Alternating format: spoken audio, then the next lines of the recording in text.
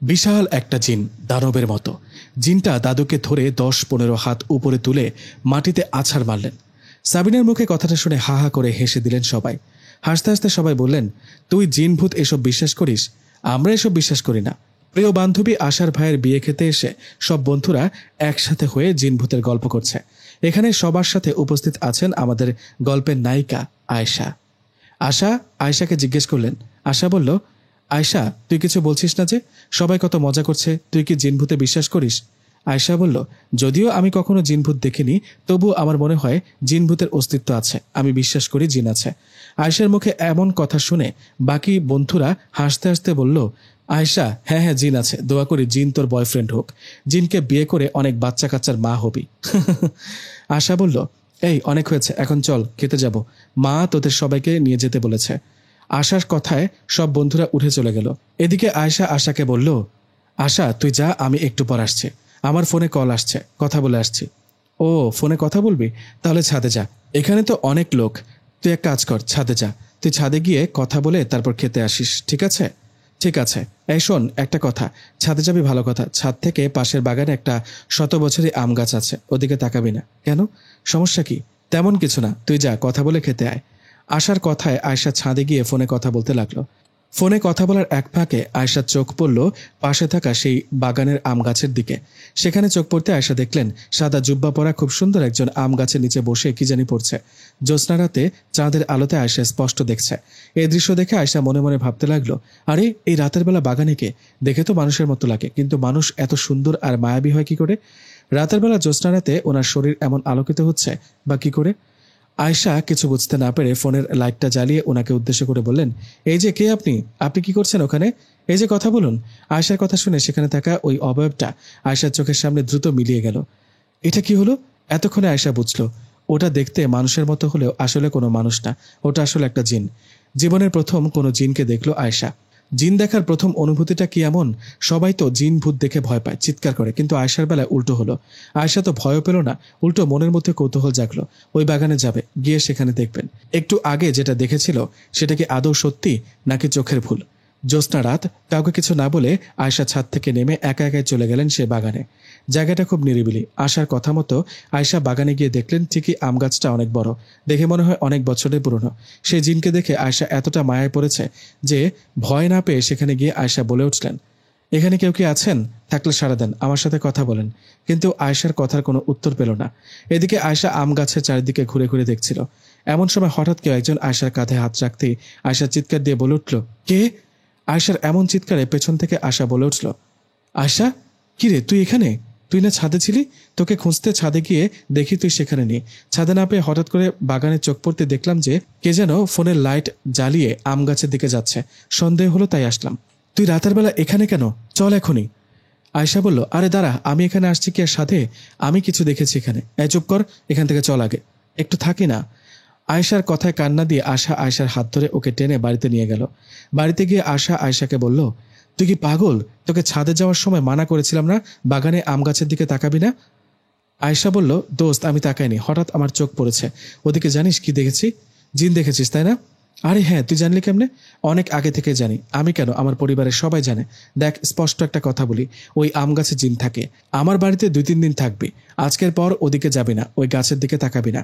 আমি চাই না তোর কোনো সমস্যা হোক, পরে তোর বাবা মা আমাকে দোষ দিবে। আরে জিনটা খুব সুন্দর দেখতে ছিল, অনেক মায়াবী। জিনেরা সুন্দর হয় কিংবা সুন্দর রূপ নিয়ে ঘুরে বেড়ায়। এসব বাদ দে, চল, সবাই অপেক্ষা করছে, খেতে যাব। এ বলে আশা আয়েশাকে নিয়ে খেতে গেল।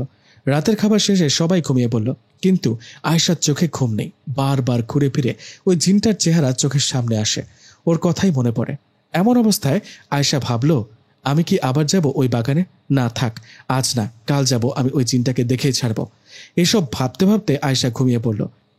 পরের দিন সকালে আয়েশা নাস্তা শেষে ছাদে উঠে সেই বাগানের আম গাছের দিকে তাকালো। জায়গাটা রাতের বেলা একটু অদ্ভুত দেখালেও দিনের বেলা কিন্তু স্বাভাবিক লাগে। ছাদের এক কোণে বসে আয়েশা আম গাছের দিকে তাকিয়ে আছে। ঠিক তখনই বান্ধবী আশা এসে বলে, এই আয়েশা, দিন হতে না হতে আবার পাগলামি শুরু করলি? কি শুরু করলাম? তুই ছাদে কেন? আরে ছাদে উঠেছিস ভালো কথা, বাগানে ওই আম গাছের দিকে তাকিয়ে আছিস কেন এভাবে?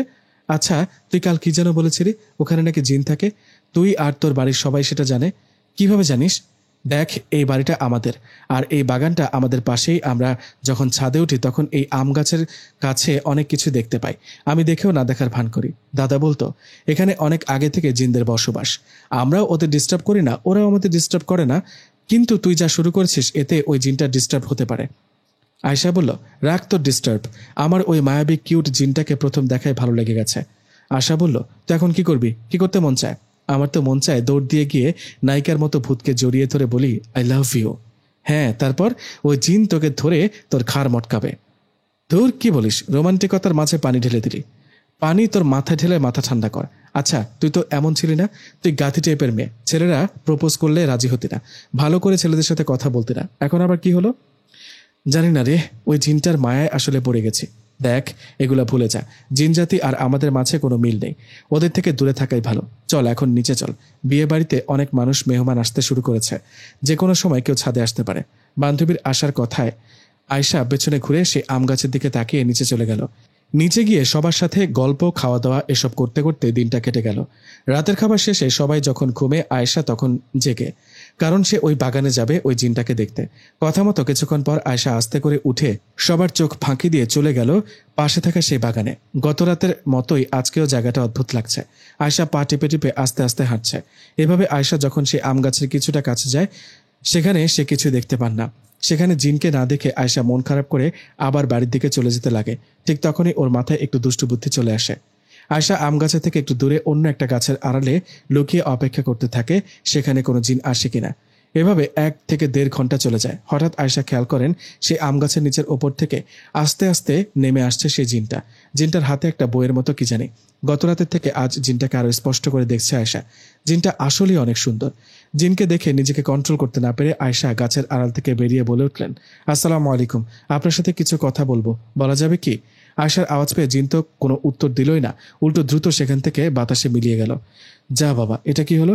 মনে মনে ভাবতে লাগলো আয়শা। জিনটার সাথে কথা বলার ইচ্ছাটা আর পূরণ হলো না।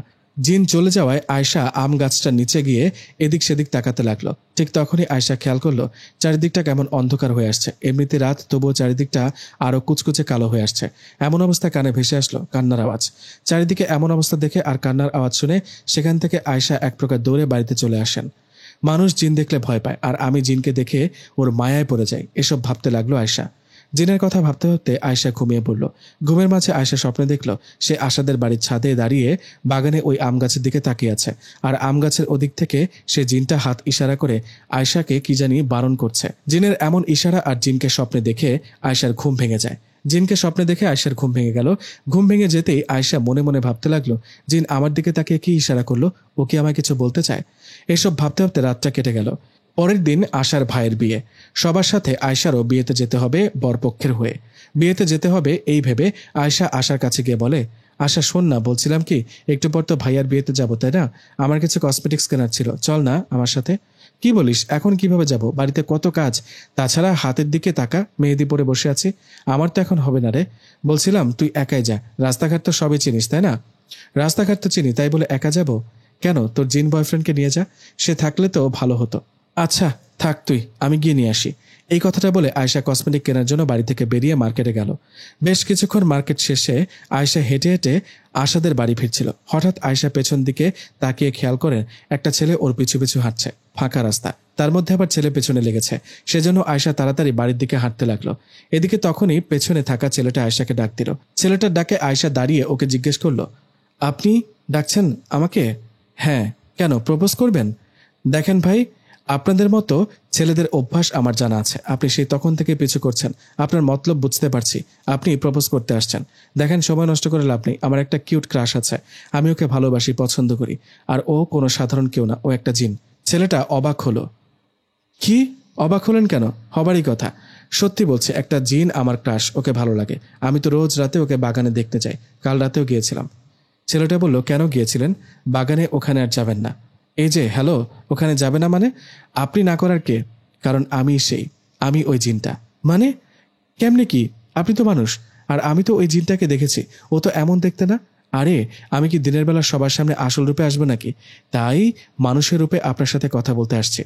সত্যি আপনি জিন? হ্যাঁ, আমি সত্যি জিন। দেখেন, এত কথা আপনাকে বলে লাভ নেই। আপনি আর বাগানে ওই আম গাছের ওখানে যাবেন না, এতে আমার ডিস্টার্ব হয়। আয়শা চুপ করে আছে। জিন আবার বলল, কি হলো, এভাবে তাকিয়ে মুচকে হাসছেন কেন? কি বলেছি মনে থাকবে? আয়শা বলল, আই লাভ ইউ। মানে?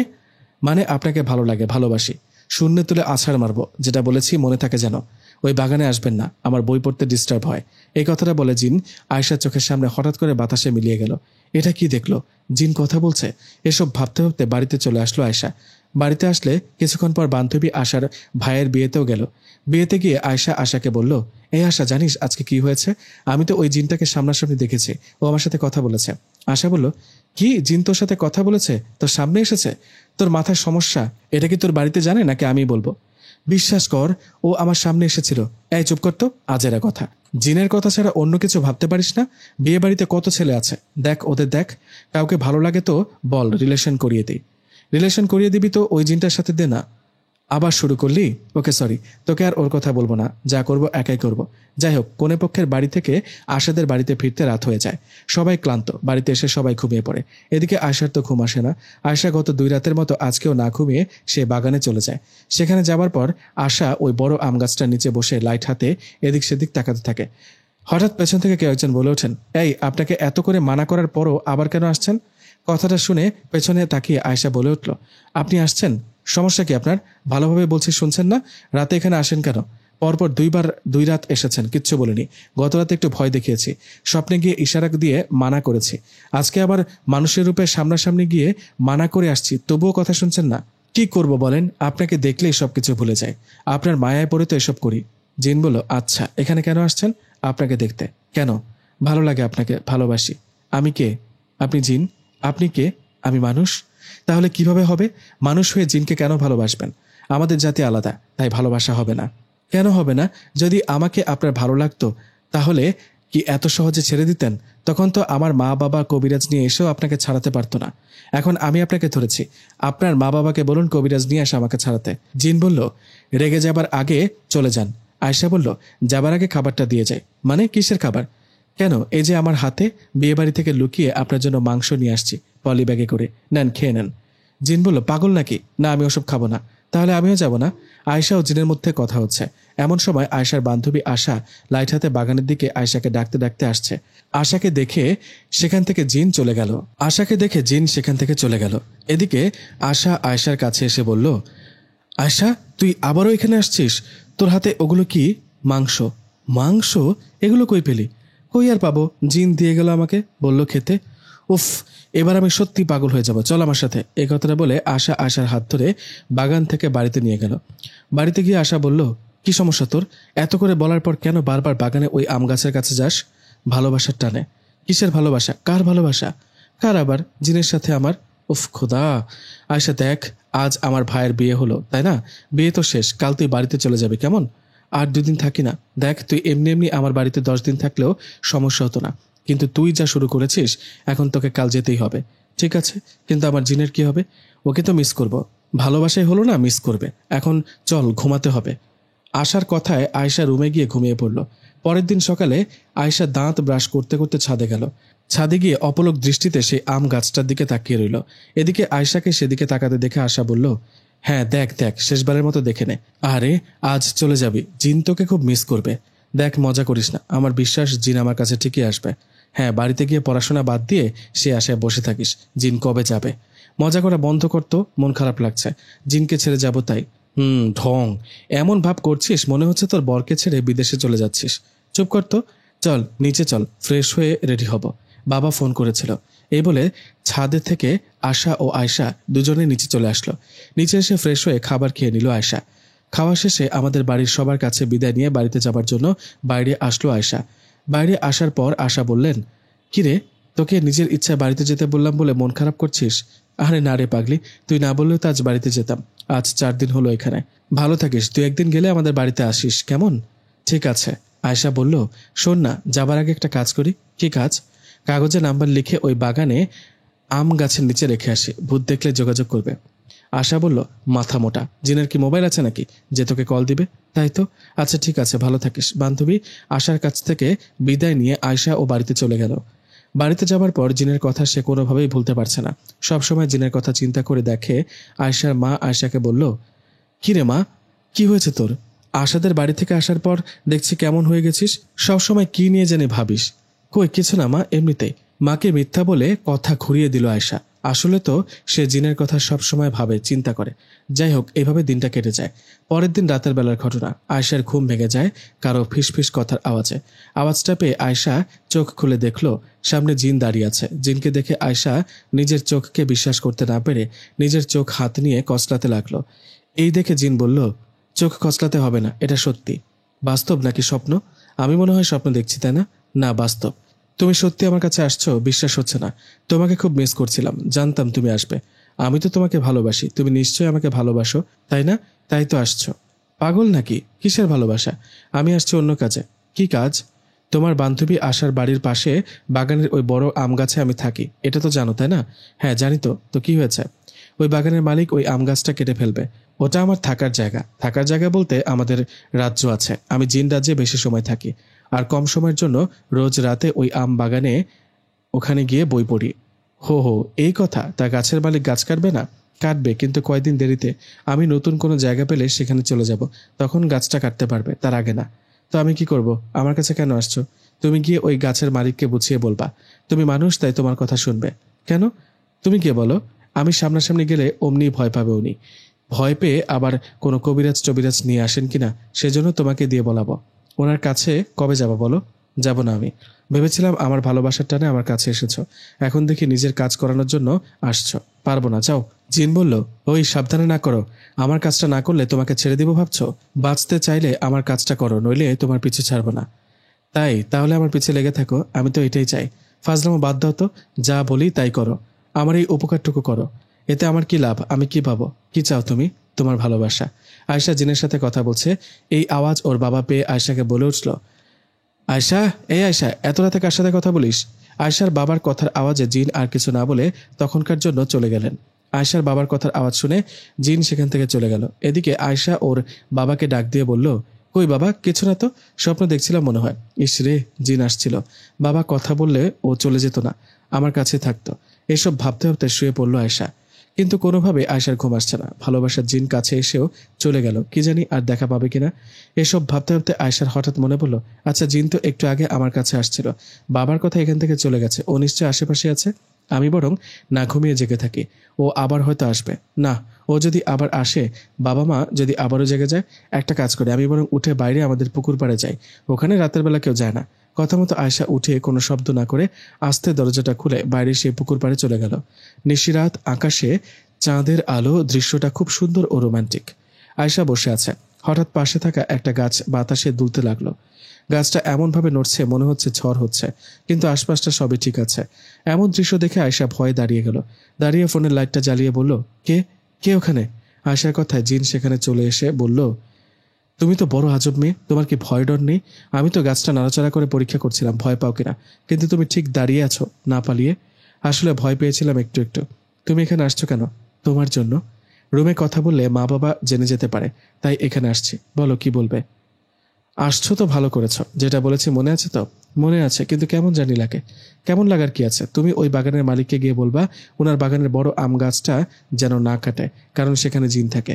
আর যদিও কাটে তাহলে 1-1.5 মাস পর যেন কাটে। বুঝতে পেরেছ? জি স্যার, বুঝতে পেরেছি। তাহলে কাল সকালে ওনার কাছে যাবে তো? হ্যাঁ যাব। এখন বাড়িতে গিয়ে ঘুমিয়ে পড়ো। আচ্ছা ক্রাশ, একটা কথা জানার ছিল। তোমার নাম কি? নাম জানি কি করবা শুনি? ওমা, নাম জানতে পারি না? নাম বলো, নইলে তোমার কথা মতো কাজ করব না। আমার নাম ইয়াসিন। আরে বাহ, খুব সুন্দর নাম তো। তোমার আমার নামের কত মিল, আয়শা ইয়াসিন। হ্যাঁ, এবার রুমে গিয়ে ঘুমাও। কাল ওই মালিকের বাড়িতে এসো, ভয় পেও না, আমি অদৃশ্য হয়ে তোমার পাশে থাকবো। কোনো কিছু বলার থাকলে তোমার কানে ফিসফিস করে বলবো, তুমি ওনাকে সব কথা বলবা। জিনের কথায় আয়শা পুকুর পাড় থেকে বাড়িতে চলে গেল, গিয়ে ঘুমিয়ে পড়ল। পরের দিন সকালে জিনের কথা মতো আয়শা সেই বাগানের মালিকের সাথে দেখা করলেন। দেখা হতেই আয়শা বলল, আঙ্কেল আসসালামু আলাইকুম, আপনার সাথে কিছু কথা ছিল। বাগানের মালিক বলল, ওয়ালাইকুম আসসালাম, তুমি কে মা? তোমাকে তো চিনতে পারলাম না। আঙ্কেল, আমাকে চিনবেন না, আমি আসছি আপনার বাগানের আম গাছটার বিষয়ে কথা বলতে। কি কথা? আমি তো ওটা গাছ কেটে বিক্রি করে দিব। ও, তুমি গাছ কিনবে? না আঙ্কেল, আসলে ওই গাছটা যেন না কাটেন এই বিষয়ে কথা বলতে আসছি। মানে? কিন্তু কেন? কারণ ওই গাছে জিন থাকে। জিন থাকে? তুমি কিভাবে জানলে? জানবো না, ওই জিনটাকে তো আমি ভালোবাসি। বাগানের মালিক বলল, মানে কি সব আবল তাবল বলছো? না মানে আঙ্কেল, আমি স্বপ্নে দেখেছি একটা জিন এসে আমাকে বলেছে আপনাকে যেন বলি এই গাছে সে থাকে, গাছটা না কাটতে, আর যদিও কাটেন সেটা 1-1.5 মাস পর। কিন্তু গাছের মালিক তো আমি, আমাকে স্বপ্নে না বলে তোমাকে বলবে কেন? বলেছিল মনে করে দেখুন। বাগানের মালিক বলল ওসব মনে করতে চায় না, আমি আজই এই আম গাছ কেটে ফেলবো। না কাটবেন না প্লিজ। তাহলে আমার জিন কোথায় থাকবে? তোমার জিন মানে? এই মেয়ে, পাগলাগারদ থেকে আসছো নাকি? যাও, চলে যাও। এমন অবস্থায় জিন অদৃশ্য হয়ে আয়েশার কানে কানে এসে বলল, গাছের মালিককে বলো আম গাছটা একটু কাটলে সেখান থেকে রক্ত বের হবে। জিনের কথা শুনে আয়েশা বলল, না আঙ্কেল, আমি পাগল নই, আমার কথা বিশ্বাস করুন, গাছটা কাটবেন না, আপনার ক্ষতি হবে। বিশ্বাস না হলে এখন গাছে একটা আঘাত করুন, গাছ থেকে আঠার বদলে রক্ত বের হবে। বাগানের মালিক বলল, তাই নাকি? বিশ্বাস না হলে পরীক্ষা করে দেখুন। আয়েশার কথায় বাগানের মালিক একটা কুড়াল দিয়ে আম গাছে আঘাত করতেই সত্যি সত্যি সেখান দিয়ে রক্ত পড়তে লাগলো। গাছ থেকে রক্ত পড়ছে কিভাবে? গাছে বা গাছের ডাল কাটলে গাছের আঠা বের হয়, কিন্তু এ তো দেখি রক্ত। রক্ত দেখে সেই গাছের মালিক আয়েশাকে বললেন, আমি বিশ্বাস করেছি মা তোমার কথা, আমি আমার বাগানের সব গাছ কাটলেও এটা কাটবো না। বোঝার জন্য অনেক ধন্যবাদ আপনাকে। আপনি 1-1.5 মাস গেলে গাছটা কাটবেন, তার আগে না, কেমন? ঠিক আছে মা। বাগানের মালিকের সাথে কথা শেষে আয়েশা বাড়িতে চলে আসলো। বাড়িতে এসে জিনের জন্য অপেক্ষা করতে লাগলো, কিন্তু সারাদিন জিন আর আসলো না।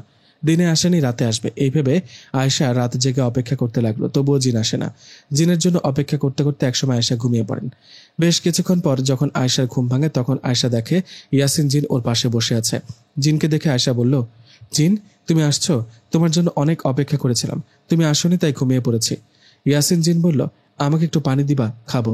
পানি খাবা? 1 মিনিট নিয়ে আসছি। আরে আমি কোথায়? এটা কোন জায়গা? জিন আমি কোথায়? জিন বলল, ভয় পেও না, তুমি জিনদের রাজ্যে। তুমি আমার হয়ে কাজ করে দিয়েছো বলে আমি তোমাকে জিনের রাজ্যে নিয়ে আসছি।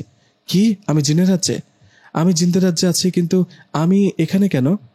আরে ভয় পাচ্ছ কেন? তুমি আমার একটা উপকার করলা, তাই ভাবলাম তোমাকে আমার রাজ্যে একটু ঘুরিয়ে দেখাই। তাই বলে আমাকে না বলে হুট করে নিয়ে আসবা?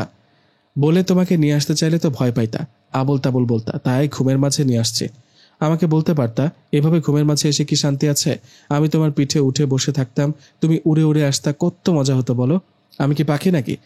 দেখো এটা সিনেমা না, বাস্তব। আর আমরা জিন জাতিরা বাতাসে মিশে চলি। তোমাকে পিঠে নিয়ে কিভাবে আসবো? তাহলে আমার পিঠে পাখা লাগাই দাও, আমি যেন উঠতে পারি। আয়শার এমন কথায় ইয়াসিন জিনের পাশে থাকা ওর 2টা বন্ধু জিন হা হা করে হাসতে লাগলো। বন্ধু জিন বলল, ইয়াসিন এ তুই কাকে নিয়ে আসছিস? মেয়েটা দেখ কি সব অদ্ভুত কথা বলে। ওই হাসবে না, আমি তোমার ভাবি, ভাবি বলে সম্মান করো। ভাবি? কিসের ভাবি? ভাই কে তাহলে? কেন?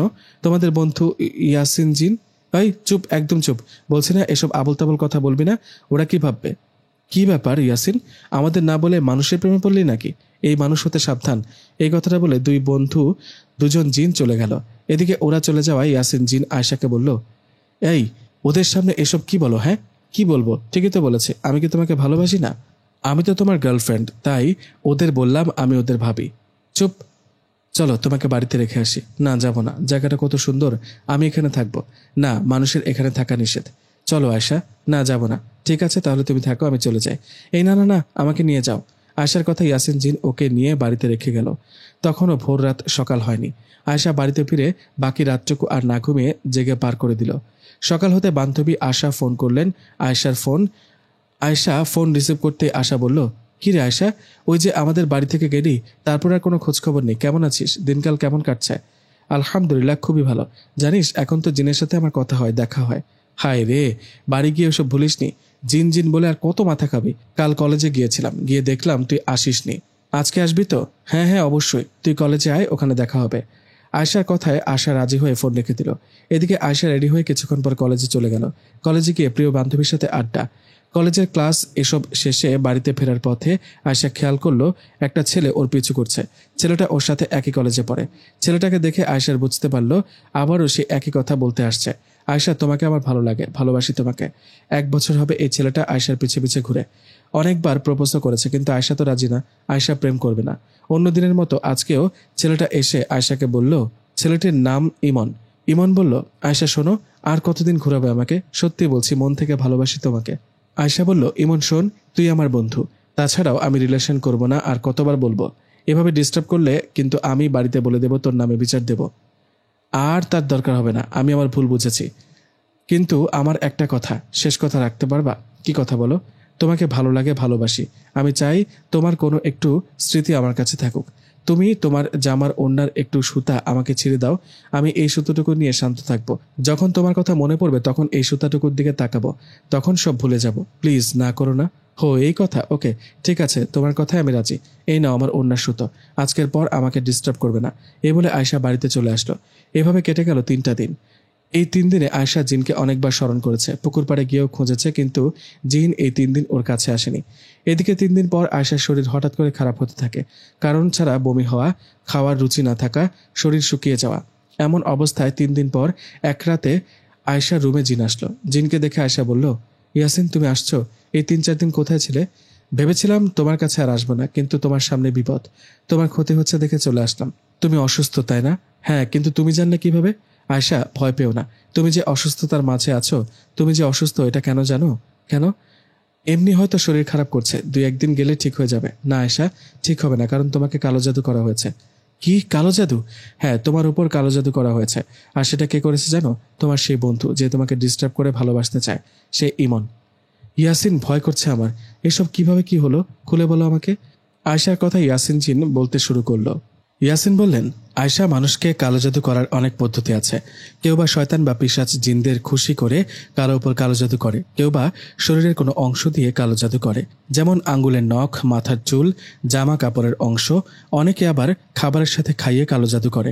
তোমার বন্ধু ইমন তোমাকে কালো জাদু করেছে, একটা পিশাচ জিনকে তোমার উপর চালান করে তোমাকে অসুস্থ করে ধীরে ধীরে মেরে ফেলতে। আয়শা বলল, ও, এই জন্য সেদিন ইমন আমাকে বলেছিল আমার ওড়নার একটু অংশ ওকে কেটে দিতে। না বুঝে কেন দিতে গেছো ওকে ওসব? আমি তো ভাবিনি ও এমনটা করবে, ভেবেছিলাম সাধারণ সুতা, এ আবার এমন কি? দিয়েছ, এখন বুঝো। আস্তে আস্তে শরীর খারাপ হতে থাকবে। শুধু কি তাই, ওই পিশাচ জিনটা সুযোগ পেলে তোমাকে মেরে ফেলবে। তাহলে এখন আমি কি করব? মা বাবাকে বলে কোনো কবিরাজের কাছে কি যাব? না, ওনাদের এখন এসব বলো না, ওরা ভয় পাবে। তার চেয়ে তুমি পারলে তোমার বন্ধু ইমনকে বলো তোমার ওপর থেকে কালো জাদু তুলে নিক। এতে কি কাজ হবে? হবে, বাকিটা আমি দেখব। এখন আমাকে যেতে হবে, কাল দেখা হবে। আর হ্যাঁ, কাল ইমনের সাথে দেখা করে ওর সাথে কথা বলবা। আয়শাকে এসব কথা বলে ইয়াসিন জিন চলে গেল। এদিকে আয়শা চিন্তায় চিন্তায় ঘুমিয়ে পড়ল। পরের দিনের ঘটনা। সকাল হতেই আয়শা ইমনের নাম্বার ম্যানেজ করে কল দিল, কিন্তু ইমনের সাথে কথা বলতে পারল না। ফোনে ইমনকে না পেয়ে ওর সাথে দেখা করার জন্য ইমনের বাড়ি পর্যন্ত গেল, কিন্তু না, ইমনের দেখা আর পেল না। ইমনকে না পেয়ে হতাশ হয়ে বাড়িতে ফিরে আসলো আয়শা। এদিকে সারাদিন কেটে যায়, ইয়াসিন জিনও আসে না আয়শার কাছে। রাতের বেলা আয়শা না ঘুমিয়ে ইয়াসিনের জন্য অপেক্ষা করতে থাকে, কিন্তু ইয়াসিন তো আসে না। ইয়াসিনের কি রুমে আসতে প্রবলেম? এইভাবে আয়শা দরজাটা খুলে আস্তে করে বেরিয়ে চলে গেল পুকুর পাড়ে। এর আগে তো ইয়াসিন এখানে আসছিল, দেখা করেছিল। সেই আশাতে আয়শা পুকুর পাড়ে দাঁড়িয়ে রইল। বেশ কিছুক্ষণ পর হঠাৎ অনুভব করলো ওর পেছনে কেউ দাঁড়িয়ে আছে। আয়শা পেছনে না তাকিয়ে বলল, ইয়াসিন তুমি আসছো? সারাদিন কই ছিলা? কতটা অপেক্ষা করেছিলাম তোমার জন্য। আরে বাবা, কথার উত্তর দাও, পেছনে না তাকিয়ে সামনে আসো। কিন্তু আয়শার কোনো কথার উত্তর আসে না। কথার উত্তর না দেওয়ায় আয়শা ঘুরে পেছনে তাকাতে চমকে ওঠে। আয়শা পেছনে ঘুরে দেখে খুব ভয়ঙ্কর দেখতে একটা পিশাচ জিন আয়শার দিকে তাকিয়ে আছে। ওর চেহারাটা এতটা ভয়ঙ্কর যে আয়শার মনে হচ্ছিল সে এক্ষুনি জ্ঞান হারিয়ে ফেলবে। ওদিকে আয়শার দিকে তাকিয়ে থাকা পিশাচ জিনটা হাসতে হাসতে আয়শাকে বলে, কিরে, কি ভেবেছিলি? কে আমি? আমি ভাবতেই পারিনি তোকে এই রাতের বেলা একা পাবো। জিনটার কথায় আয়শা ভয়ে ভয়ে বলতে লাগলো, কে আপনি? আমার কাছে কি চান? আয়শার কথার জবাবে পিশাচ জিনটা বলল, তোর প্রাণ চাই, দে, তোর জীবনটা দিয়ে দে। আমি তো হুকুমের গোলাম, 2 দিন আগে হোক বা পরে হোক তোকে মেরেই ফেলতাম। পিশাচ জিনের এমন ভয়ঙ্কর কথায় আয়শা সেখান থেকে দৌড়াতে যাবে, ঠিক তখনই সেই মুহূর্তে পিশাচ জিন এসে আয়শাকে আঘাত করে। জিনের আঘাতে আয়শা মাটিতে পড়ে চিৎকার দিয়ে ওঠে। এদিকে সে জিন আবারও আয়শাকে আঘাত করতে আসার সময় সেখানে ইয়াসিন জিন চলে আসে। ইয়াসিন জিনকে দেখে পিশাচ জিনটা বলে, কিরে মানুষের গোলাম, মানুষের হয়ে তুই আমার সামনে বাধা হয়ে আসলি? সময় থাকতে সামনে থেকে চলে যা, এই মেয়েকে আমি মারবই। পিশাচ জিনের কথায় কোনো কথা না বলে আয়শার সামনে দাঁড়িয়ে রইল ইয়াসিন জিন। এদিকে ভয়ে আয়শা ইয়াসিন জিনের পাশে এসে দাঁড়ালো। ইয়াসিন জিন কথা না বলায় ওই পিশাচ জিনটা আবারও আয়শার দিকে তেড়ে আসতে থাকে। ঠিক সেই সময় ইয়াসিন জিন ওই পিশাচ জিনটাকে ধরে প্রচণ্ডভাবে আঘাত করে। ইয়াসিন জিনের এমন আঘাতে ওই পিশাচ জিন ছিটকে পড়ে মাটিতে। মাটিতে পড়েই সেই পিশাচ জিন বলে ওঠে, আমাকে আঘাত করলি, আমি দেখব তোর শক্তি কত, আমি তোর কাছে আবার আসবো। এই কথাটা বলে সেই পিশাচ জিন সেখান থেকে চলে যান। এদিকে আয়শা আঘাত পাওয়ায় ইয়াসিন আয়শাকে বলল, তুমি ঠিক আছো তো? রাতের বেলা পুকুর পাড়ে কেন আসছো? আমি আসতে একটু দেরি হলে তো মারাই যেতে। চলো আমার রুমে চলো, ওখানে গিয়ে কথা বলি। দাঁড়াও, বিচার আজকে আর এখনই হবে। তোমাকে না বলেছিলাম তোমার বন্ধু ইমনের সাথে কথা বলতে? বলেছ? ওকে কল দিয়েছি, ধরেনি। ওর বাড়িতেও গিয়ে দেখা পাইনি। আচ্ছা, তুমি এখানে একটু অপেক্ষা করো, আমি আসছি। এ বলে ইয়াসিন জানি কই গেল। ইয়াসিন চলে যাবার একটু পর আবার ফিরে আসলো, সাথে নিয়ে আসলো সে ইমনকে। ইয়াসিন জিন ইমনকে ধরে নিয়ে এসে ধপাস করে মাটিতে ফেলল। এদিকে জিনের এমন অবস্থা আর আয়েশাকে দেখে ইমন ভয়ে ভয়ে বলল, আমি কোথায়? আমাকে কেন ধরে নিয়ে আসছেন এখানে? আমাকে বাড়িতে যেতে দিন। আয়েশা বলল, ইমন, ভয় পেও না, তোকে যেতে দেব না, ভয়ের কিছু নেই। শুধু তুই বল আমার উপর কালো জাদু কেন করলি, আর কালো জাদু করেই যখন ফেলেছিস তখন ওটা তুলে নে। না, আমি তো কোনো কালো জাদু করিনি। ইমনের মুখে কথাটা শুনে ইয়াসিন জিন ইমনের গালে ঠাস ঠাস করে কয়েকটা থাপ্পড় দিয়ে দিল। ইয়াসিন বলল, আর একবার মিথ্যা বলে মেরে ফেলবো। জিনের থাপ্পড়ে খেয়ে ব্যথায় ও ভয়ে কাঁদতে কাঁদতে ইমন বলতে লাগলো, আমাকে মাফ করে দিন আয়েশা, মাফ করে দাও। আমি কালকেই ওই কবিরাজের কাছে যাবো আর তোমার উপর থেকে কালো জাদু তুলে ফেলবো। ইয়াসিন বলল, কথাটা মনে থাকে যেন। আর শোন, আমি তো জিন, আমার সাথে আয়েশার পরিচয় আছে, এটা যদি কখনো কাউকে বলিস তোর অবস্থা খারাপ করব। যা, পালা এখন। ইয়াসিনের কথায় ইমন সেখান থেকে দৌড়ে বাড়িতে চলে গেল। এদিকে আয়েশা তখন ইয়াসিনকে বলল, আচ্ছা, ওই পিশাচ জিনটাকে যে আঘাত করলা, ও তোমার যদি কোনো ক্ষতি করে? ওসব নিয়ে ভেবো না, ও আমার কিছু করতে পারবে না। না করলেই ভালো, তবুও চিন্তা হয়। আচ্ছা, একটা জিনিস ভাবলাম, এই যে দেখো গাছটা আছে না, এখন থেকে আমি এই গাছেই থাকবো। আগে যে বাগানের ওই আম গাছে থাকতাম, ওই গাছের মালিকটা কেটে ফেলবে, তাই এখন থেকে এটাই আমার নতুন ঠিকানা। আয়েশা বলল, সত্যি? তাহলে তো ভালোই হবে, আমার বাড়ি তো কাছেই। আমি তোমাকে দেখতে বা কথা বলার ইচ্ছে হলে পুকুর পাড়ে এই গাছটার কাছে চলে আসব, তখন তোমাকে দেখা হবে, কত মজা হবে, তাই না বলো? আহা, বললেই হলো। আমি এই গাছে থাকবো ঠিকই, কিন্তু তোমার সাথে আর দেখা করব না। না, এমনটা করো না, তোমাকে ডাকলে আসবা বলো। আয়েশার কথাটা শুনে ইয়াসিন উত্তর দিতে যাবে, ঠিক তখনই কিছুক্ষণ আগে আঘাত করা পিশাচ জিনটা পেছন থেকে এসে ইয়াসিনকে আঘাত করলো। এখন আর পিশাচ জিনটা একা আসেনি, সাথে আরো দুটো জিনকে সাথে করে নিয়ে এসে ইয়াসিন জিনকে আঘাত করে এবং অনেক মারে। পিশাচ জিনদের আঘাতে ইয়াসিন জিন লুটিয়ে পড়ে মাটিতে। তখনই সেই পিশাচ জিন বলে ওঠে, বলেছি না তোর শক্তি দেখে নিব, আমাকে আঘাত করার মজা বুঝলি তো? এই কথাটা বলেই সেই পিশাচ জিন চলে গেল। এদিকে আহত হয়ে ইয়াসিন পড়ে রইল মাটিতে। ইয়াসিনের এমন অবস্থায় আয়েশা দৌড়ে ইয়াসিনের কাছে গিয়ে জড়িয়ে ধরল। আয়েশা কি করবে বুঝতে পারছে না, ইয়াসিন আহত হয়ে পড়ে আছে, তাকে নিয়ে কোথায় যাবে, কি করবে? এমন অবস্থায় ইয়াসিন আয়েশাকে বলল, আয়েশা চোখ বন্ধ করো, কোনো কথা বলো না। ইয়াসিনের কথায় আয়েশার চোখ বন্ধ করলো। চোখ বন্ধ করে 2-1 মিনিট পর ইয়াসিন বললেন, আয়েশার চোখ খোলো। ইয়াসিনের কথায় আয়েশার চোখ খুলে দেখলো সে এক অজানা জায়গায় চলে আসছে। আশেপাশে দেখে মনে হয় এটা জিনদের রাজ্য। আয়েশা কিছু বলতে গেলে ইয়াসিন বলল, আয়েশা ভয় পেও না, আমি তোমাকে জিনদের রাজ্যে নিয়ে আসছি। আমি আঘাত পেয়ে আহত হয়েছি, তাই হেকিমের কাছে আসছি। জিনদের মধ্যে কেউ অসুস্থ হলে উনি চিকিৎসা করেন। ইয়াসিনের কথায় আয়েশা চুপ করে বসে রইল। এদিকে হেকিম ইয়াসিন জিনের চিকিৎসা করে শরীরে ঔষধ লাগিয়ে দিল। হেকিমের কাছ থেকে চিকিৎসা নিয়ে ইয়াসিন আয়েশাকে নিয়ে একটা জঙ্গলের মতো জায়গায় গেলেন। সেখানে গিয়ে আয়েশা অবাক হয়ে জিজ্ঞেস করলো, আরে দেখো, এরা এই পিশাচ জিনগুলো না, যে একটু আগে তোমাকে আঘাত করে এমন আহত করেছে? হ্যাঁ, এরাই তারা, এদেরকে ধরে নিয়ে আসা হয়েছে। আমাকে পেছন থেকে আহত করা, এখন মজা বুঝবে। ইয়াসিনের কথা শুনে পিশাচ জিনগুলো বলতে লাগলো, আমাদের ছেড়ে দে, নইলে তোকেও ছাড়বো না। দেখ, একটা মানুষের জন্য জিনে জিনে দ্বন্দ্ব লাগাবি না, ছেড়ে দে। কিন্তু পিশাচ জিনের কথায় কোনো কান না দিয়ে ওদেরকে ইচ্ছে মতো মারা হয়। প্রচুর মার খেয়ে সে জিনগুলো চলে যাওয়ার সময় ইয়াসিন জিনকে বলে, ইয়াসিন, এই মেয়েটার জন্য তুই আমাদের সাথে ঝামেলা করলি, আঘাত করলি, তোকে আমি কোনো না কোনো একদিন আঘাত করব, সেদিন আর রক্ষা পাবি না। এই বলে পিশাচ জিনগুলো চলে যায়। ওরা চলে যাওয়ার পর ইয়াসিন আয়েশাকে নিয়ে আবারও পুকুর পাড়ে সেই গাছটার কাছে নিয়ে আসে। সেখানে আসার পর আয়েশা বলে, আমার জন্য মিছিমিছি ওই জিনগুলোর সাথে ঝামেলা করতে গেলে, তাই না? তোমার শরীর তো অনেকটা কেটে গেছে, তবে তুমি চিন্তা করো না, আমি তো আছি, আমি তোমার সেবা করে সুস্থ করব। কেন, তুমি আমার কে হও? হ্যাঁ, আয়েশা বলল, আমি তোমার বউ, আসছে আমার বউটা। যাও, বাড়িতে যাও, তোমার বাবা আবার জেনে ফেলবে। আরে চিন্তা করো না, ওরা কিছুই জানবে না। আচ্ছা, খাবার খাবে? কি খাবার? মাংস। আমি তোমার জন্য মাংস নিয়ে আসি? না থাক, খাবো না। আরে না করো না, মানুষের খাবার অনেক মজার, একবার তো খাও। তুমি এখানে একটু ওয়েট করো, আমি বাড়িতে গিয়ে তোমার জন্য মাংস নিয়ে আসি। এই বলে আয়েশা চলে গেল বাড়িতে। বাড়িতে গিয়ে ইয়াসিন জিনের জন্য মাংস আর ভাজা মাছ নিয়ে আসলো। এগুলো নিয়ে এসে আয়েশা বলল, এই নাও, তোমার জন্য মাংস আর ভাজা মাছ নিয়ে আসছি। মানা করার পর কেন আনতে গেলে? আমি এসব খাবো না, আমার পছন্দ না। ঢং, ভূতেরা ভাজা পোড়া পছন্দ করে, জানি না বুঝি? মানুষেরা তো এটা বলে অসময়ে ভাজা পোড়া খেলে নাকি ভূতে ধরে। এসব বাদ দাও, তোমার জন্য এগুলো নিয়ে আসছি, খেয়ে দেখো না, হা করো। এই বলে আয়েশা ইয়াসিনকে মাছ আর মাংস খাওয়াতে লাগলো।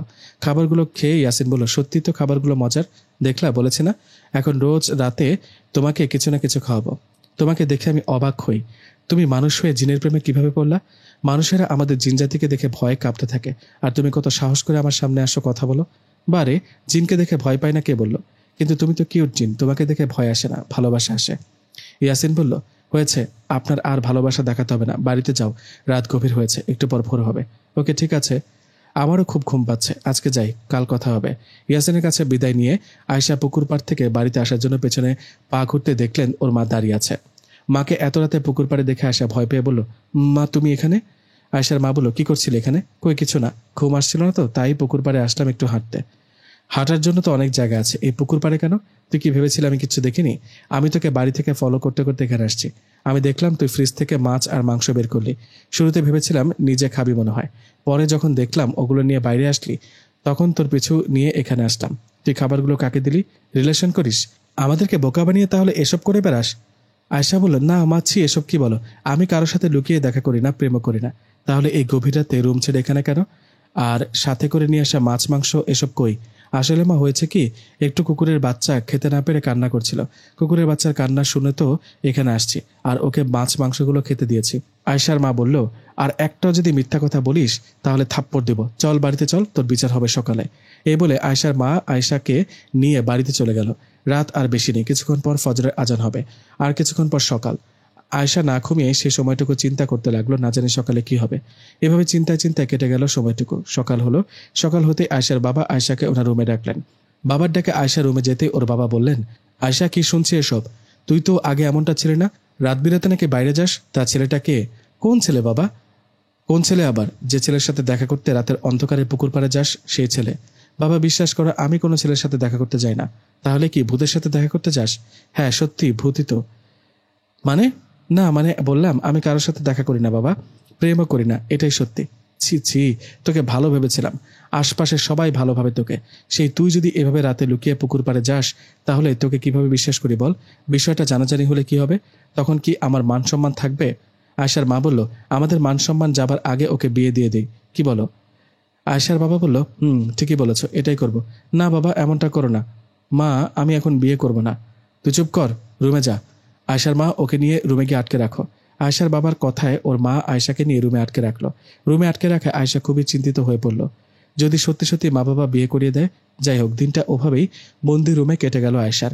রাতে খাবার শেষে বাবা মা যখন ঘুমিয়ে পড়লেন, আয়শা তখন ভাবতে লাগলো কিভাবে বাইরে বেরোনো যায়। দরজা তো বাইরে থেকে লাগানো, দরজা দিয়ে যাওয়া যাবে না, জানালা দিয়ে বাইরে যেতে হবে। এ বলে আয়শা চেষ্টা করছিল জানালা ফাঁক করে বেরোনোর। ঠিক তখনই ইয়াসিন আয়শার রুমে আসলো। এসে বলল, এই কি করছো, কি হয়েছে? ইয়াসিন, মা বাবা আমাকে রুমে আটকে রেখেছে, বাইরে যেতে পারছি না। আমি তো বাইরে বের হওয়ার চেষ্টা করছি, বাইরে বেরিয়ে তোমার কাছে যেতাম, তুমি চলে আসলা। আচ্ছা আমাকে একটু সাহায্য করো তো, জানালা একটু ফাঁক করে দাও, আমি যেন বাইরে বের হতে পারি। আরে মাথা মোটা, আমি তো এমনিতেই তোমাকে নিয়ে বাইরে যেতে পারি। তাই তো, তাহলে বাইরে পুকুর পাড়ে নিয়ে চলো, ওখানে গিয়ে সব বলছি। আচ্ছা কাছে আসো। ইয়াসিন জিনের কথায় আয়শার কাছে আসতেই ইয়াসিন আয়শার কপালে হাতটা রাখলো। হাত রাখার পর আয়শার আর কিছু মনে নেই। একটু পর সে নিজেকে দেখলো পুকুর পাড়ে। নিজেকে পুকুর পাড়ে দেখে আয়শা বলল, ইয়াসিন, মা গতকাল এখানে দেখে ফেলেছে, দেখে বাবাকে বলে দিয়েছে। এখন মা বাবা মনে করেছে আমি মনে হয় কারোর সাথে প্রেম করি, তাই রাতে এই পুকুর পাড়ে আসি।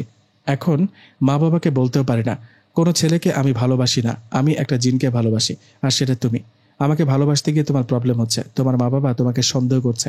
এত প্রবলেম হওয়ার পরও আজকে আসলা দেখা করতে, তো কি করব? মা বাবা বিয়ে দিতে চায়, বিয়ে করব? বিয়ে পরে করো, আগে নিজেকে বাঁচো, পেছনে ফিরে দেখো, তোমার মা বাবা দাঁড়িয়ে আছে, আমি অদৃশ্য হয়ে আছি, আর তাই ওরা আমাকে দেখতে পাচ্ছে না। তুমি নিজেকে সামলাও, ওদের কিছু বলে ম্যানেজ করে যাও। ইয়াসিনের কথায় আয়শার বুক ধুকধুক করতে লাগলো। আজ আর রক্ষা নেই। ইয়াসিনের কথা শুনে আয়শা পেছন ঘুরে দেখলেন ঠিকই ওর মা বাবা পেছনে দাঁড়িয়ে আছে। আয়শা ওর মা বাবাকে দেখে কিছু বলার আগে ওর বাবা বললেন, চল বাড়ি চল। বাবার কথায় আয়শা চলে গেলেন বাড়িতে। বাড়িতে গিয়ে আয়শার কাছে কিছু না শুনে ওর বাবা ঠাস করে একটা থাপ্পড় দিয়ে বললেন, গতকাল এত কিছু হবার পরও তুই এই পুকুর পাড়ে গিয়েছিলি, লজ্জা শরম কি কিছুই নেই তোর? আমাদের মান সম্মান নিয়ে খেলা করতে তোর ভালো লাগে? কি ভেবেছিলে আমরা ঘুমিয়েছি? না, ঘুমাইনি, ঘুমানোর ভান করেছিলাম তোকে ধরার জন্য। তুই নাকি কোনো ছেলেকে ভালোবাসিস না, তাহলে রাতের বেলা পুকুর পাড়ে যাস কেন? উত্তর দে। বাবা, তোমার কাছে কিছু লুকাবো না, আসলে আমি কোনো ছেলেকে ভালোবাসি না, আমি একটা জিনকে ভালোবাসি। আয়শার মা বলল, কি? জিনকে ভালোবাসিস মানে? আয়শার বাবা বলল, গল্প বানিয়ে বলার জায়গা পাস না তাই না? ওই কোনো জিন আছে নাকি যে এত মানুষ থাকতে তোর কাছে আসবে, তোকে ভালোবাসতে যাবে? বাবা বিশ্বাস করো, এটাই সত্যি। আয়শার কথায় ওর বাবা আবারও একটা থাপ্পড় দিয়ে বললেন, আর একটাও যদি মিথ্যা বলিস মেরে ফেলবো। বল তাড়াতাড়ি ছেলেটাকে। কোনো ছেলে নেই বাবা, তোমরা বিশ্বাস করো আর না করো, আমি জিনকেই ভালোবাসি, ওকেই বিয়ে করব। আয়শার এমন কথায় ওর মা বাবা ওকে অনেক মারে। আর কোথাও যেন যেতে না পারে, সেজন্য হাতে দড়ি দিয়ে বেঁধে রুমে আটকে রাখে। আয়শা রুমে সারাদিন কাঁদে। বাইরে যেতে চাইলেও ওর মা বাবা যেতে দেন না। এদিকে খাবার খেতে দিলে আয়শা না খেয়ে চুপ করে থাকে। আয়শার এমন অবস্থা দেখে ওর মা বলে, মা এমন করিস না মা, না খেলে তোর মরে যাবি যে, তুই নে খেয়ে নে। মরে গেলে তোমাদের কি? তোমরা তো আমাকে মারতেই চাও। কি এমন অপরাধ করেছি যে হাত বেঁধে রুমে আটকে রেখেছ? আয়শার মা বলল, তোর অপরাধ রাতের অন্ধকারে লুকিয়ে কোনো ছেলের সাথে জানি দেখা করিস। এই বিষয়টা লোকেরা জানাজানি হলে আমাদের মান সম্মান কিছুই থাকবে না। তোমরা কি আমাকে পাগলি ভাবো নাকি? আর কতবার বলবো আমি রাতের অন্ধকারে কোনো ছেলের সাথে দেখা করতে যাই না। আমি দেখা করি একটা জিনের সাথে। এটা কি কেউ বিশ্বাস করবে? বিশ্বাস করার মতো কি এটা কথা? এসব পাগলামি না করে ভালো হয়ে যা। 2-1 দিন গেলে তোকে এমনিতেই বাইরে যেতে দিব। আমি জিনের সাথে দেখা করি, কথা বলি, এটা বিশ্বাস করছো না তাই না? যেদিন জিনকে বিয়ে করবো সেদিন বুঝবা। আয়শার কথায় আর কান না দিয়ে খাবারটা রেখে ওর মা চলে গেল। এদিকে দিন গড়িয়ে রাত হলো। আয়শার হাত বাঁধা, সে আজ বাইরে যেতে পারবে না। তাই শুয়ে শুয়ে ইয়াসিন জিনের অপেক্ষা করছে। সময় তখন মধ্যরাত। আয়শা তখনও না ঘুমিয়ে জেগে আছে। ইয়াসিন একটু পরেই আয়শার কাছে আসলো, এসে বলল, আয়শা, এ কি অবস্থা হয়েছে তোমার? হাত বাঁধা কেন? আমি তোমার সাথে দেখা করতে যাই তাই। মা বাবাকে তোমার কথা বলেছি কিন্তু বিশ্বাস করছে না। কি বলো, আমার কথা বলতে গেছো কেন? এসব বাদ দাও, আগে বলো এই মধ্যরাতে কেন? সে কখন থেকে অপেক্ষা করছি। তোমার মা বাবা না ঘুমালে কিভাবে আসি বলো? এখন ওনারা ঘুমিয়েছে, এখন আসলাম। আমার একটা কথা রাখবে? কি কথা বলো? আমাকে এখান থেকে বাইরে নিয়ে চলো। কোথাও নিয়ে যাও প্লিজ। এখানে কিছু জিজ্ঞেস করবো না, বাইরে গিয়ে বলবো। ওকে, চোখ বন্ধ করো। আমি না বললে চোখ খুলো না। ইয়াসিনের কথা আয়শা চোখ বন্ধ করলো। এদিকে ইয়াসিন আয়শাকে নিয়ে তার রাজ্যে চলে গেল। সেখানে যাবার পর ইয়াসিন আয়শাকে বলল, আয়শা চোখ খুলো, তোমাকে নিয়ে আমার রাজ্যে আসছি, বলো কি বলবে। আমার দিকে তাকাও। তাকালাম। কি দেখতে পেলে? তোমার মুখে আর ঠোঁটে আঘাতের চিহ্ন। কেউ মনে হয় অনেক মেরেছে। হ্যাঁ, আঘাতের চিহ্ন। বাবা অনেক মেরেছে আমাকে। হ্যাঁ, তো এসব কথা আমাকে বলছো কেন? কারণ তোমার জন্য এত মার খেয়েছি। তোমাকে ভালোবেসে আজ আমি রুমে বন্দি। আজ এখনই আমার একটা উত্তর চাই। তুমি আমাকে ভালোবাসো, হ্যাঁ বা না? আয়শা, এসব বাদ দাও, পাগলামি করো না। যেটা বলেছি উত্তর দাও। সেই কবে থেকে তোমাকে পছন্দ করি, ভালোবাসি, কিন্তু তুমি কোনো সাড়া দাও না। আজ এখন তোমাকে বলতে হবে আমাকে ভালোবাসো কি না। যদি না হয় আর কখনো তোমার সামনে তোমার কাছে আসবো না।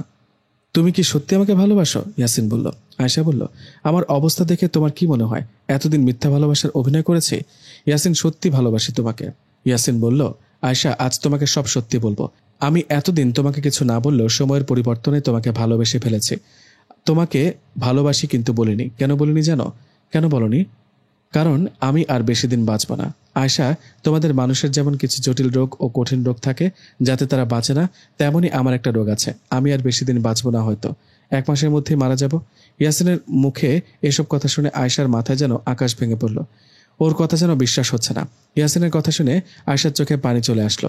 এদিকে আয়শার মন খারাপ ও কাঁদতে দেখে ইয়াসিন বলল, আয়শা, জানি কথাগুলো শুনে তোমার মন খারাপ হবে, তবুও বলতে হলো, তুমি বাড়িতে ফিরে যাও, আমাকে ভুলে নতুন জীবন শুরু করো। যদি তা না পারো তাহলে আমাকে বিয়ে করো। মনে রাখবা, আমাকে বিয়ে করবা ঠিকই, কিন্তু আমি হয়তো তোমার সাথে অল্প কদিন সংসার করতে পারবো। আয়শা, তোমাকে সব খুলে বললাম, এখন তোমাকে বাড়িতে রেখে আসি। তুমি আজ আমার কথাগুলো ভেবে দেখবা। কাল আমি তোমার কাছে আসবো তোমার মতামত জানতে। এই কথাটা বলে ইয়াসিন আয়শাকে নিয়ে আবার ওর বাড়িতে ওর রুমে রেখে গেল। এদিকে বাড়িতে এসে আয়শা খুবই চিন্তিত হয়ে পড়ল। সে কি করবে কিছুই বুঝতে পারছে না। সত্যিকারের ভালোবাসলে তাকে কখনো ভোলা যায় না।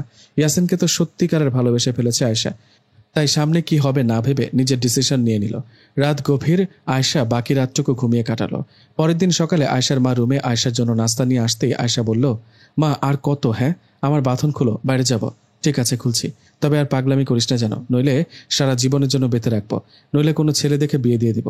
মা, তোমরা যে কেন আমার কথা বিশ্বাস করো না, দেখে নিও একদিন চিনকে বিয়ে করে জামাই বানিয়ে নিয়ে আসবো তোমাদের কাছে। আবারও পাগলামি শুরু করলি? আবারও কিন্তু বেঁধে রাখবো। যাও তো মা, আমাকে একটু একা থাকতে দাও। ঠিক আছে, নাস্তাটা খেয়ে নিস। পড়াশোনা তো বাদ দিয়েছিস, কলেজ যাবার কথা কি মনে থাকে? এসব কথা আয়শাকে শুনিয়ে ওর মা চলে গেল। এদিকে আয়শার দিনটা কাটতে লাগলো চিন্তায় চিন্তায়। রাত হলে তো ইয়াসিন আসবে, ও এসে জিজ্ঞেস করলে কি উত্তর দেবে? যাই হোক, এভাবে চিন্তার মাঝে কেটে গেল দিনটা। রাত হলো, গভীর রাত। আয়শা ইয়াসিনের জন্য অপেক্ষা করছে। আয়শার অপেক্ষার অবসান ঘটিয়ে ইয়াসিন আসলো। ইয়াসিন এসে আয়শাকে বলল, কি চিন্তায় আছো মনে হচ্ছে? তো কি ভাবলে, কি করবে? আয়শা বলল, আমাকে এখান থেকে তোমার রাজ্যে নিয়ে চলো, ওখানে গিয়ে বলবো যা বলার। আয়শার কথা ইয়াসিন ওকে নিয়ে জিনদের রাজ্যে গেলেন।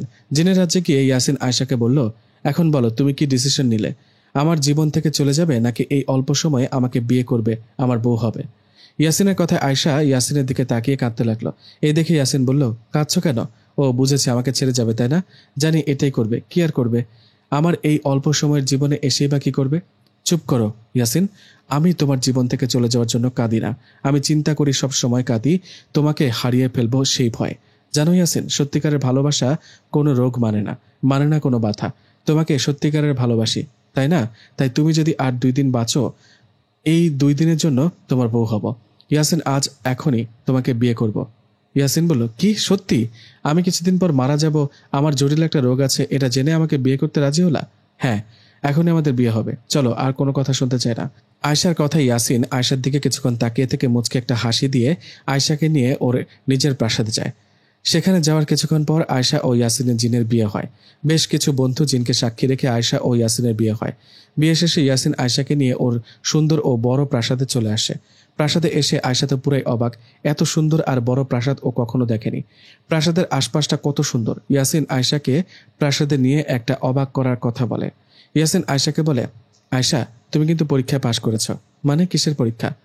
মানে আমার কোনো রোগ নেই, আমি কয়দিন পর রোগেও মারা যাব না।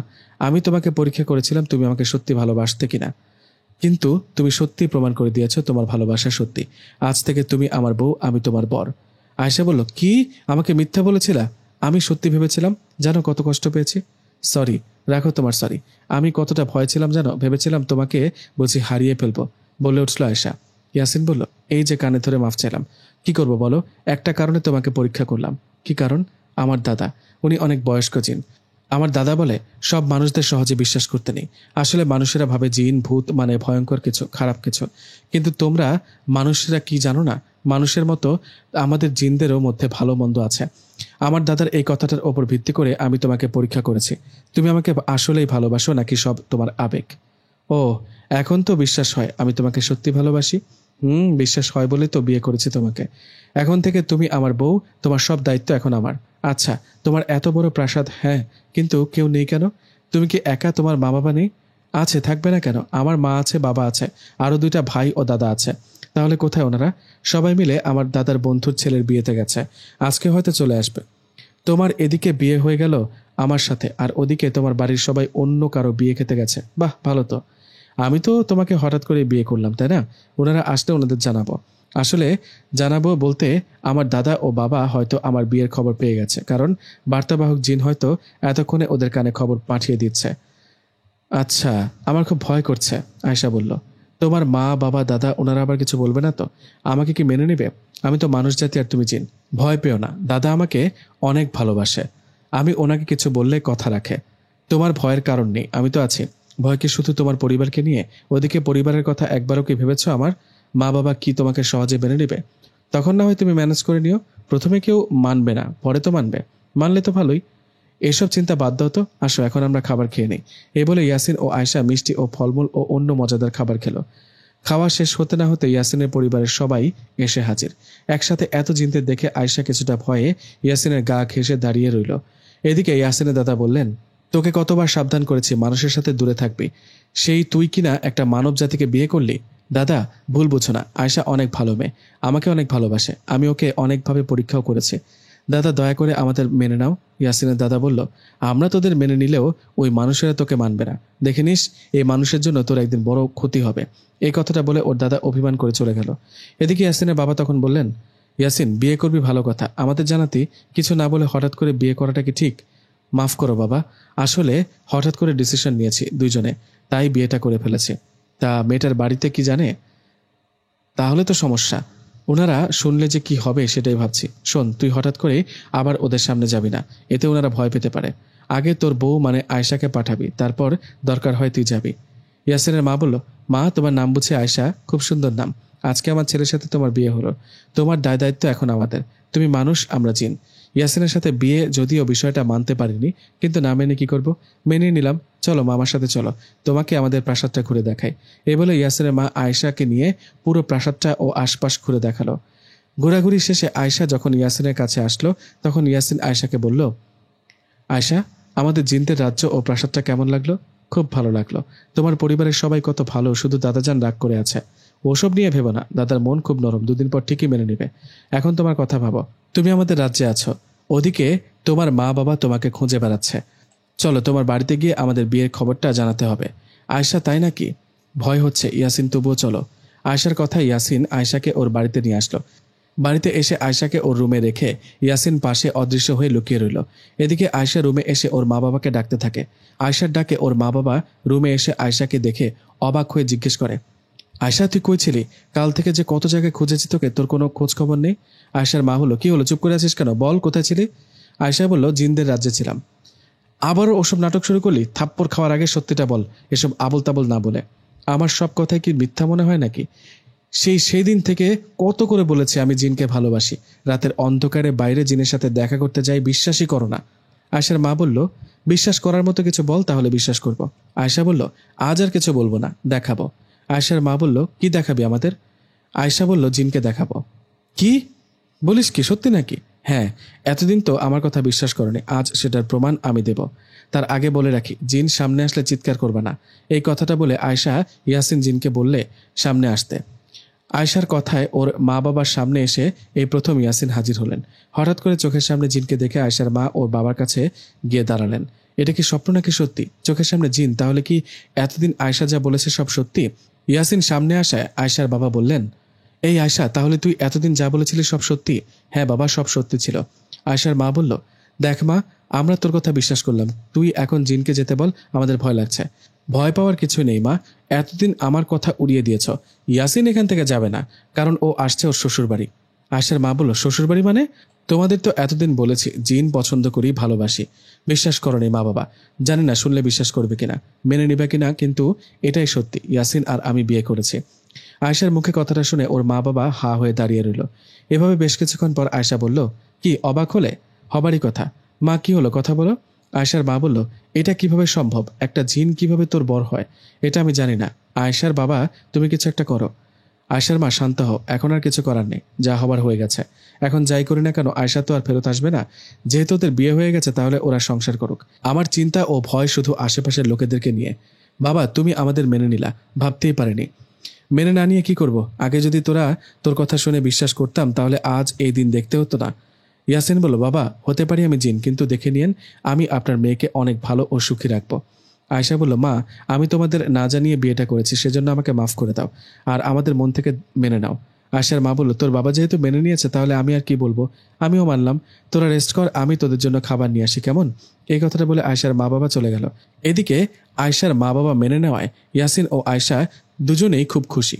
যাই হোক, এভাবে ইয়াসিন ও আয়শা তাদের বাড়িতে 2-1 দিন থাকে। 2 দিন পর ইয়াসিন আয়শাকে বলে, আয়শা, আমাদের রাজ্যে যেতে হবে। বাবা খবর পাঠিয়েছেন, আমার রাজ্যে আমার ও তোমার বিয়ের অনুষ্ঠান হবে। কি সত্যি? আমার তোমার বিয়ের অনুষ্ঠান তো? দাওয়াত তো শুধু জিনরা আসবে, আমার ভয় করবে না বুঝি? আরে বোকা, কিসের ভয়? ওরা তো তোমাকে দেখতেই আসবে, ভয়ের কিছুই নেই। আজ রাতেই আমরা যাব আমাদের রাজ্যে। তো কথা মতো দিনটা কেটে রাত নামে। ইয়াসিন আয়শাকে নিয়ে ওর রাজ্যে চলে যায়। সেখানে গিয়ে আয়শা দেখেন খুব সুন্দরভাবে তাদের প্রাসাদ ও রাজ্য সাজানো, নানা রকম সুন্দর সুন্দর খাবারেরও আয়োজন করা। আয়শা ও ইয়াসিন যাওয়ায় খুব ভালোভাবে তাদের বিয়ের অনুষ্ঠান সম্পন্ন হয়। জিনদের রাজ্যে আয়শা ও ইয়াসিনের খুব ভালোভাবে বিয়ের অনুষ্ঠান হয়। বিয়ের অনুষ্ঠান শেষে আয়শা ও ইয়াসিনের দিন খুব ভালোভাবেই কাটতে থাকে। আয়শা মাঝে মাঝে বাড়িতে আসতো, বাড়িতেও থাকতো, জিনদের রাজ্যে ইয়াসিনের প্রাসাদেও থাকতো। একদিন ইয়াসিন ও আয়শা জিনদের রাজ্যে এক বাগানে বসে গল্প করছিল। তখন হঠাৎ ইয়াসিনের বাবা সেখানে আসলেন। এসে বললেন, ইয়াসিন, একটা ঝামেলা হয়ে গেছে। কাদের গোষ্ঠীর পিশাচ জিনেরা ঝামেলা করেছে, তুমি নাকি ওদের সাথে ঝামেলা করেছো। সেটা তো অনেকদিন আগের কথা। আয়শাকে একটা ছেলে কালো জাদু করেছিল, ওই পিশাচ জিনটাকে পাঠিয়েছিল আয়শাকে মেরে ফেলতে, কিন্তু আমি ওর প্রতিবাদ করেছি। তখন ওই জিনের সাথে মারামারি লেগেছিল, আমি ওকে মেরেছি, পরে ও আমাকে মেরেছে। এটা অনেক আগের ঘটনা, এখন সমস্যা কোথায়? ইয়াসিনের বাবা বলল, তুমি কি জানো না পিশাচ জিনেরা কেমন? ওরা বদলা নিবে, ঝামেলা করাই ওদের নেশা। বাবা, এখন কি করব? সমস্যা হয়েছে কি? সমস্যা তো হয়েছে, ওই পিশাচ জিনেরা তোমাকে না পেয়ে তোমার দাদাকে আক্রমণ করেছে। উনি এখন অসুস্থ। কি? দাদাকে আক্রমণ করেছে? তাহলে আমরা বসে থাকবো কেন? আমরা কখনো পিশাচ জিনদের কাছে হারিনি, আর হারবো না। আমাদের পূর্বপুরুষেরা সব সময় বিজয় লাভ করত, আমরাও করবো ইনশাল্লাহ। বাবা, সৈনিক জিনদের খবর দাও, দাদার ওপর আক্রমণের বদলা নিতে যাব। ইয়াসিনের বাবা বলল, মাথা ঠান্ডা করো, আয়শা মানুষ, ওকে এখানে রাখা ঠিক হবে না, যখন তখন কিছু একটা হয়ে যেতে পারে। ওকে ওর বাড়িতে রেখে আয় যা, তারপর সব হবে। এই কথাটা বলে ইয়াসিনের বাবা চলে গেলেন। এদিকে ইয়াসিন দেরি না করে আয়শাকে নিয়ে একটু পরেই বাড়িতে আসলো। বাড়িতে আসার পর ইয়াসিন বলল, আয়শা, দোয়া করো আমাদের জন্য।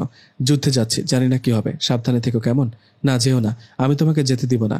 যদি তোমার কিছু হয়ে যায়, যেও না দয়া করে। আমাকে যেতে হবে আয়শা, ওরা আমার দাদাকে আক্রমণ করেছে, এর বদলা নিতে হবে। তুমি চিন্তা করো না, নিজের যত্ন নিও। আমার ভালোবাসা সবসময় তোমার কাছে আছে। এই কথাটা বলে ইয়াসিন চলে গেল। এদিকে ইয়াসিন চলে যাওয়ার পর আয়শার বাবা আয়শাকে জিজ্ঞেস করলো, আয়শা, ইয়াসিন তাড়াতাড়ি চলে গেল যে, তোকে কিছু বললো? ইয়াসিন আমাকে রেখে চলে গেল যুদ্ধ করতে। আয়শার মা বলল, যুদ্ধ? কিসের যুদ্ধ? জিনদের মধ্যে যুদ্ধ হয় মা, পিশাচ জিনদের সাথে ঝামেলা চলছে, ওদের সাথে যুদ্ধে যাবে। আয়শার বাবা বলল, আচ্ছা তাই নাকি? জিনদের মধ্যেও তাহলে যুদ্ধ হয়? হয় বাবা। চিন্তা হচ্ছে ইয়াসিনের যদি কিছু একটা হয়। চিন্তা করিস না মা, কিচ্ছু হবে না। তুই শুয়ে একটু রেস্ট কর, আয়শাকে রেস্ট করতে বল। ওর মা বাবা চলে গেলে এদিকে আয়শা শুয়ে শুয়ে চিন্তা করতে লাগলো, ইয়াসিনকে সে আবারও ফিরে পাবে তো? যাই হোক, এভাবে চিন্তার মাঝে কেটে গেল সেই দিনটা। আয়শা সারাদিন ইয়াসিনের অপেক্ষা ছিল, কিন্তু ও আসেনি। সে রাতেও অপেক্ষায় ছিল, ইয়াসিন আসেনি। এভাবে অপেক্ষার মাঝে কেটে গেল 3টা দিন। 3 দিন পর আয়শার অবস্থা খারাপ হতে লাগলো। আয়শা ইয়াসিনের ফেরার অপেক্ষায় সবসময় থাকে, ঠিকমতো খাওয়া দাওয়া না করে কান্নাকাটি করতে থাকে। আয়শার এমন অবস্থায় ওর মা বলে, আয়শা মা, কেন মিছেমিছে চিন্তা করছিস? ইয়াসিন আসবে, হয়তো কদিন দেরি হবে। না মা, আমার মন মানছে না। ইয়াসিন 3 দিন হয় আমার কাছে আসে না। ও কি ঠিক আছে নাকি কোনো সমস্যা হয়েছে? মা, আমাকে বলে দাও কিভাবে ইয়াসিনের খোঁজ পাবো। মা, তুই ভেঙে পড়িস না, ঠিকমতো খাওয়া দাওয়া কর। না মা, খাবার তো ভিতরে যায় না, কি করব আমি? মেয়ের এমন অবস্থা দেখে আয়শার বাবা বললেন, তুই চিন্তা করিস না, আমি একটা বুদ্ধি পেয়েছি। আমার পরিচিত একটা কবিরাজ আছে, আমি কবিরাজকে কাল আমাদের বাড়িতে নিয়ে আসবো। কবিরাজ ওর সাথে থাকা জিনের মাধ্যমে ইয়াসিনের খোঁজ এনে দিতে পারবে। তাহলে তাই করো বাবা, না হলে আমি মরে যাব। যাই হোক, কথা মতো পরের দিন আয়শার বাবা কবিরাজকে তাদের বাড়িতে নিয়ে আসলেন। কবিরাজ বাড়িতে আসায় আয়শার বাবা কবিরাজকে বললেন, কবিরাজ সাহেব, আপনার কাছে তো লুকিয়ে লাভ নেই, লুকালেও আপনি সব জেনে ফেলবেন। আমার মেয়ের সাথে বিয়ে হয়েছিল ইয়াসিন নামে একটা জিনের। সবই ঠিক ছিল, কিন্তু 3 দিন আগে ইয়াসিন আমার মেয়েকে বাড়িতে রেখে তার রাজ্যে যায় পিশাচ জিনদের সাথে যুদ্ধ করতে। 3 দিন হয় ইয়াসিন ফেরেনি। এদিকে ইয়াসিন না ফেরায় আমার মেয়ে আয়শা খাওয়া দাওয়া ছেড়ে সবসময় ইয়াসিনের অপেক্ষায় থাকে, ওর জন্য চিন্তা করে। তাই তো আপনাকে নিয়ে আসলাম। এখন আপনি খোঁজ নিয়ে দেখেন তো ইয়াসিন কোথায় আর কেমন আছে। আয়শার বাবার মুখে এসব কথা শুনে কবিরাজ কিছুক্ষণ একা একটা রুমে বসে কি জানি করলেন। প্রায় 20 মিনিট পর কবিরাজ আবারও আয়শা ও তার মা বাবাকে রুমে ডাকলেন। 20 মিনিট পর আয়শা ও ওর মা বাবা রুমে এসে কবিরাজকে জিজ্ঞেস করলেন, কবিরাজ সাহেব, কি দেখলেন? কোনো খোঁজ পেলেন কি? কিছু কি জানতে পারলেন? হ্যাঁ, আমার সাথে থাকা আমার বন্ধু জিনের মাধ্যমে খোঁজ নিয়ে যেটা জানতে পারলাম সেটা শুনে হয়তো আপনারা বিশ্বাস করতে পারবেন না। আয়শা বলল, মা, উনি কি বলে? ইয়াসিন ঠিক আছে তো? কবিরাজ সাহেব, খোঁজ নিয়ে কি জানতে পারলেন বলেন আমাদের। দেখেন, কথাটা বলতে খারাপ লাগলেও বলতে হচ্ছে। আমি খুব দুঃখের সাথে জানাচ্ছি যে ইয়াসিন জিন আর বেঁচে নেই, ও যুদ্ধ করতে গিয়ে মারা গেছে। ইয়াসিন মারা গেছে? কবিরাজের মুখে কথাটা শুনে আয়শা তো পাথরের মতো দাঁড়িয়ে রইল। এদিকে ওর মা বাবা অবাক হয়ে জিজ্ঞেস করলো, কি, মারা গেছে? কি বলেন? আপনি ভালো করে খোঁজখবর নিয়ে দেখেন তো। হ্যাঁ, আমি আমার সাথে থাকা জিনকে দিয়ে সব খোঁজখবর নিয়েছি। তাহলে ইয়াসিনের পরিবারের কেউ আয়শার কাছে আসেনি কেন? ওরা এসে আয়শাকে বলেনি কেন ইয়াসিন মারা গেছে? কবিরাজ কোন মুখে আসবে বলেন? ইয়াসিন মারা যাওয়ায় ওরা খুব ভেঙে পড়েছে, তাই হয়তো আসেনি। কবিরাজের মুখে কথাটা শুনে আয়শা একটা চিৎকার দিয়ে বেহুশ হয়ে মাটিতে পড়ে গেল। আয়শা বেহুশ হয়ে পড়ে যাওয়ায় ওর মা বাবা ওকে ধরে হাসপাতালে ভর্তি করান। কি থেকে কি হয়ে গেল কেউ ভাবতে পারেনি ইয়াসিন মারা যাবে, কিন্তু কি করার, মৃত্যু থেকে তো কেউ বাঁচতে পারে না। আয়শাকে হাসপাতালে ভর্তি করানো হলো, কিন্তু ওর তো হুঁশ ফেরে না। এভাবে 1 দিন যায়, 2 দিন যায়, আয়শার হুঁশ আসে না। আয়শার হুঁশ ফেরে না বলে সেখানকার ডাক্তার আয়শার মা বাবাকে বলেন আরও কোনো বড় হাসপাতালে আয়শাকে ভর্তি করাতে। ডাক্তারের কথায় আয়শার মা বাবা আয়শাকে আরও বড় কোনো হাসপাতালে ভর্তি করান। বড় হাসপাতালে নিয়ে যাওয়ার আরও 2 দিন, মোট 4 দিন 5 দিন পর আয়শার হুঁশ ফেরে। আয়শার হুঁশ ফিরতে ওর মাকে বলেন, মা, আমি বিশ্বাস করি না, তুমি শুধু একবার বলো কবিরাজ যা বলেছিল সব মিথ্যা। মা, ইয়াসিনের কিচ্ছু হয়নি, শুধু একবার বলো, আমার ইয়াসিন মরতে পারে না। বলো মা। মা, নিজেকে শান্ত কর, কবিরাজ যা বলেছে সব হয়তো সত্যি বলেছে। ইয়াসিন তো মানুষ না যে খোঁজ দিয়ে দেখব। ও জিন, কবিরাজ খোঁজ নিয়ে তো তাই বলল। ইয়াসিন বেঁচে নেই, কষ্ট হলেও এটা মেনে নিতে হবে। আয়শার মায়ের কথায় আয়শা চিৎকার দিয়ে কান্না করতে লাগলেন। হাসপাতালেই পাগলামি করতে থাকলো। আয়শার এমন পাগলামি আর চিৎকার করে কান্না দেখে ডাক্তার আয়শাকে বাড়িতে নিয়ে যেতে বললেন। ডাক্তারের কথায় আয়শার মা বাবা আয়শাকে নিয়ে বাড়িতে আসলো। বাড়িতে আসার পর আয়শা শুধু কান্না করে, কারোর সাথে কোনো কথা বলে না। এদিকে বাড়িতে আসার রাতে আয়শার মা আয়শার কাছে আসলো। কাছে এসে আয়শার কোমরে একটা তাবিজ বেঁধে দিল। কোমরে তাবিজ দেখে আয়শা ওর মাকে বলল, এটা কি, কি করেছো? মা, চলে যাও, আমাকে একা থাকতে দাও। দেখ মা, পাগলামি করিস না, এই তাবিজটা কবিরাজ দিয়ে বলেছিল তোর কোমরে পরে দিতে, তাহলে ওই পিশাচ খারাপ জিনগুলো যারা ইয়াসিনকে মেরে ফেলেছে তারা যেন তোর আর কোনো ক্ষতি করতে না পারে। কি দরকার ছিল? ওরা আমার ইয়াসিনকে মেরেছে, আমাকেও মেরে ফেলুক। এই কথাটা বলে আয়শা কান্না করতে লাগলো। ইয়াসিন তো বলেছিল, আয়শা চিন্তা করো না, আমি ফিরবো। তাহলে কেন ফিরল না? ইয়াসিনের মৃত্যুতে আয়শা একদম পাগলির মতো হয়ে গেছে। খাবার ঠিক মতো খেত না, সবসময় রুমের লাইট অফ করে বসে বসে কান্না করত। ইয়াসিন মারা গেছে এই কথাটা জানার পর আয়শা ইয়াসিনের জন্য অপেক্ষা করে। এভাবে অপেক্ষা ও কষ্টের মাঝে কেটে গেল 6টা মাস। 6 মাস পর আয়শার অবস্থা ওই একই রকম আছে। মেয়ের এমন অবস্থা দেখে আয়শার মা বাবা এক রাতে আয়শার কাছে এসে বলল। আয়শার মা বলল, মা রে, তোর এমন পরিস্থিতি দেখতে কি মা বাবা হিসেবে আমাদের ভালো লাগে বল? দেখতে দেখতে 6 মাস কেটে গেল, ইয়াসিন মারা গেছে, ও আর কিভাবে ফিরবে বল? তুই সবসময় মন খারাপ করে থাকিস, এটা কি আমাদের দেখতে ভালো লাগে? তাই তোর বাবা আর আমি চিন্তা করেছি তোর বিয়ে দিয়ে দেব। বিয়ে? কার বিয়ে? আমি বিয়ে করব না মা। দেখ মা, তুই ইয়াসিনকে বিয়ে করেছিলি, কিছু বলিনি, ও তো মারা গেছে, এখন তোকে এভাবে আর কতদিন রাখবি? তোর ভালোর জন্য তোকে বিয়ে দিতে চাচ্ছি। বিয়ে তো জীবনে একবারই হয় বাবা, ইয়াসিন ফিরুক আর না ফিরুক আমি এভাবে থাকবো যতদিন বাঁচবো, কখনো নতুন করে কাউকে বিয়ে করব না। তোমরা এখন যাও তো, আমার ভালো লাগছে না। আয়শার মা বলল, তোর মনের অবস্থা এখন ভালো না, তাই জোর করলাম না, কিন্তু আমরা আবার তোর বিয়ের কথা বলবো, বিয়ের জন্য ছেলে দেখব। এই কথাটা বলে আয়শার মা বাবা চলে গেল। রুমে মন খারাপ করে বসে রইলেন আয়শা। এভাবে সেই রাতটা কেটে গেল। পরদিন সকালে বান্ধবী আশা আয়শাদের বাড়িতে আয়শার কাছে আসলো। আশা এসে বলল, আয়শা কেমন আছিস তুই? তোর সব কথাই আমি জানি, তোর কথা তো আগে বিশ্বাস করিনি, ভাবিনি জিনের সাথে তোর পরিচয় হবে আর বিয়ে। সেটা যাই হোক, ইয়াসিন তো মারা গেছে আয়শা, তাহলে কেন নিজেকে এভাবে শেষ করে দিচ্ছিস বলতো? আবার স্বাভাবিক হয়ে আগের মতো চলাফেরা কর, পড়াশোনা কর। আয়শা বলল, আমি আর আগের মতো হতে পারবো না রে আশা, আমার যে আর চলার শক্তি নেই, হারিয়ে গেছে। মৃত্যু যদি পাপ না হতো, নইলে কবে একা মারা যেতাম। দেখ আয়শা, এসব পাগলামি মাথায় নিয়ে আসিস না। আমাদের ইসলামে কিন্তু বলা আত্মহত্যা মহাপাপ, যে আত্মহত্যা করে সে জাহান্নামী। সেজন্য তো এসব করি না রে। এসব বাদ দে, তোর কি খবর বল? কি আর খবর, চলছে মোটামুটি, কিন্তু তোর জন্য খারাপ লাগে। তুই আমার বেস্ট একটা বান্ধবী, তোর এই অবস্থা দেখতে কি আমার ভালো লাগে বল? তুই আগে কি ছিলি, এখন কি হলি? নিজের দিকে তাকিয়েছিস একবারও? কি করব বল, সুখেই তো ছিলাম, হঠাৎ একটা ঝড় এসে সব ওলট পালট করে দিল। এই কথাটা বলে আয়শা কাঁদতে লাগলো। ঠিক সেই সময় আয়শার মা এসে বলল, দেখেছো মা, এভাবে রোজ কান্না করে, তুমি ওকে একটু বোঝাও তো মা। ওকে বোঝাও, জীবন কারোর জন্য থেমে থাকে না। আমরা ওর বিয়ে দিতে চাই, কিন্তু ও কিছুতে রাজি হচ্ছে না। আয়শা দেখ, পাগলামি করিস না, তোর জন্য সবাই চিন্তা করে, স্বাভাবিক হয়ে চলাফেরা কর। কি করব বল, আমার কিছুই ভালো লাগে না, দম বন্ধ হয়ে আসে। আশা বলল, আচ্ছা একটা কাজ কর, আমি আগামীকাল আমার খালাতো বোনের বিয়েতে যাব, তুই আমার সাথে চল। এখানে একা থাকিস তাই মন খারাপ থাকে, বিয়ে বাড়িতে চল, ওখানে অনেক মানুষজন, বিয়ে বাড়িতে তো এমনিতেই অনেক মজা হয়, তোর মনটাও ভালো থাকবে। আয়শা বলল, না আমি যাব না, যাবার মুড নেই আমার। আশা যখন বলছে তখন যা না মা, আয়শার মা বলল, ওর সাথে কদিন ঘুরে আয়, মনটা ভালো হবে। হ্যাঁ আন্টি, ঠিকই বলেছে। আয়শা তুই না করিস না, তাহলে এই কথাই ফাইনাল, তুই আর আমি কাল খালাদের বাড়িতে যাব। এই কথাটা বলে বেশ কিছুক্ষণ পর আশা চলে গেল। পরের দিন আশা ও আয়শা দুজনই কথা মতো আয়শার খালার বাড়িতে গেল। সেখানে যাবার পর আশা আয়শাকে সবার সাথে পরিচয় করিয়ে দিল। সেদিনটা আশা ও আয়শা আশার খালার বাড়ির এলাকাটা ঘুরে দেখল। এলাকাটা পাহাড়ি অঞ্চল, বেশ সুন্দর মনোরম পরিবেশ।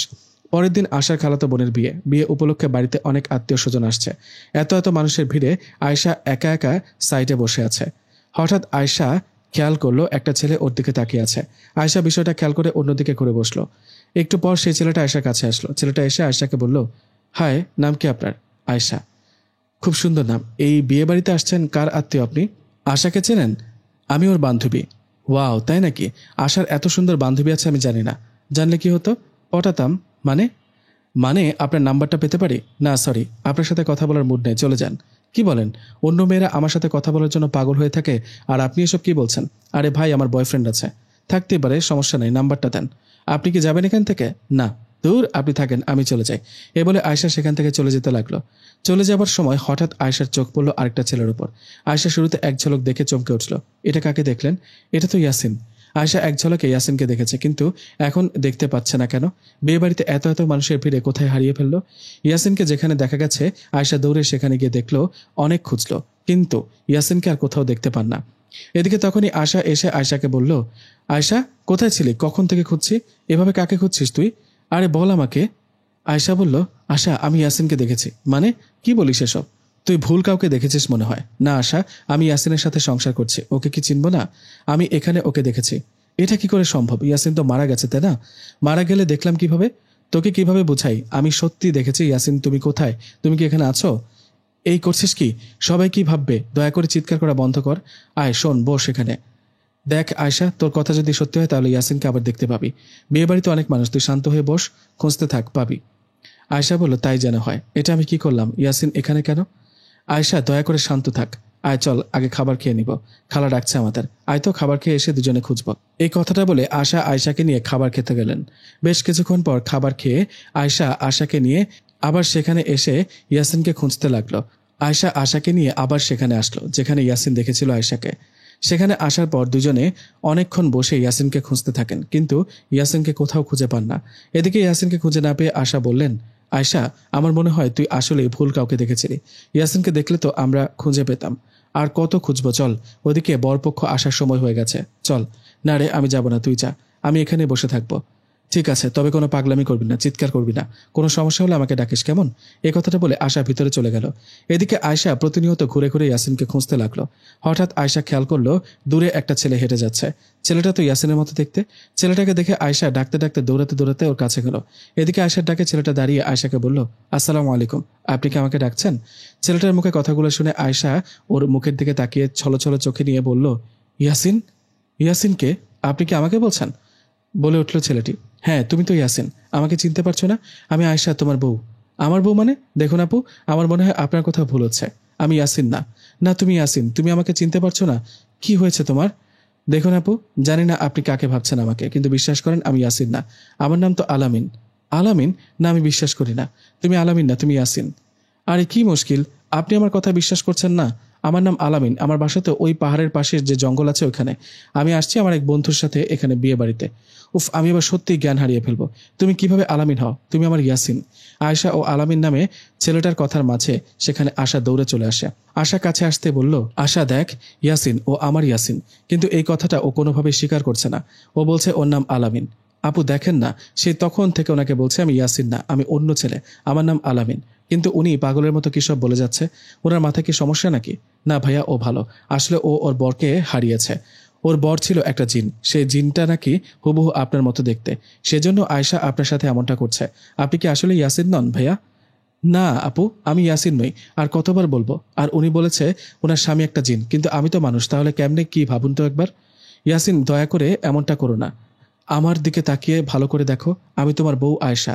আলামিন বলল, আপনি আমার বউ হতে যাবেন কোন দুঃখে? আমার তো বউ তো বাড়িতে, আমি বিবাহিত। আর আপনি আমার বউ না, আমার বউয়ের নাম মাইশা। কি, তুমি বিবাহিত? তোমার বউ আছে? তাহলে আমি কে? তুমি আমাকে রেখে কাকে বিয়ে করেছো? দূর, আপনার মাথায় প্রবলেম আছে আপু। আপনার সাথে কথা বললে আমি পাগল হয়ে যাব। আমি চলে যাচ্ছি। এই কথাটা বলে আলামিন ছেলেটা ওর বাড়ির দিকে যেতে লাগলো। এদিকে ইয়াসিন তখনও কান্না করতে করতে আয়শাকে বলতে লাগলো, আশা, ইয়াসিন চলে যাচ্ছে, ওকে থামা। ইয়াসিন, যেও না। আয়শা, ওর সাথে তো কথা বললি, সবই তো শুনলি। আমার মনে হয় ও সত্যি কথা বলছে, ও ইয়াসিন না, ও আলামিন। আমার চোখ ভুল হতে পারে না। আশা শোন, এমন তো হতে পারে ও আসলে ইয়াসিন, কিন্তু ওর স্মৃতি হারিয়ে ফেলেছে, তাই আমাকে চিনছে না। তা তো জানি না, হতে পারে। চল আমার সাথে। কোথায় যাব? ওর পিছু পিছু ওর বাড়িতে যাব। ওর বাড়িতে গেলে বুঝবো ও আসলে ইয়াসিন নাকি আলামিন।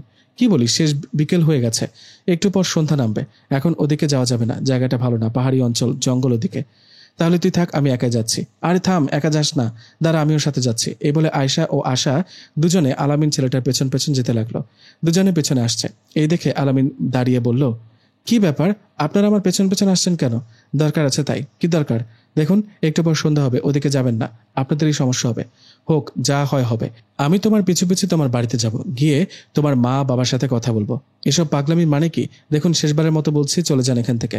না, যাব না, এতে যা হয় হোক। আপনার মাথায় আসলেই সমস্যা আছে। আসেন, আমার পিছু পিছু আসেন, পরে কোনো ঝামেলা হলে আমাকে দোষ দিতে পারবেন না।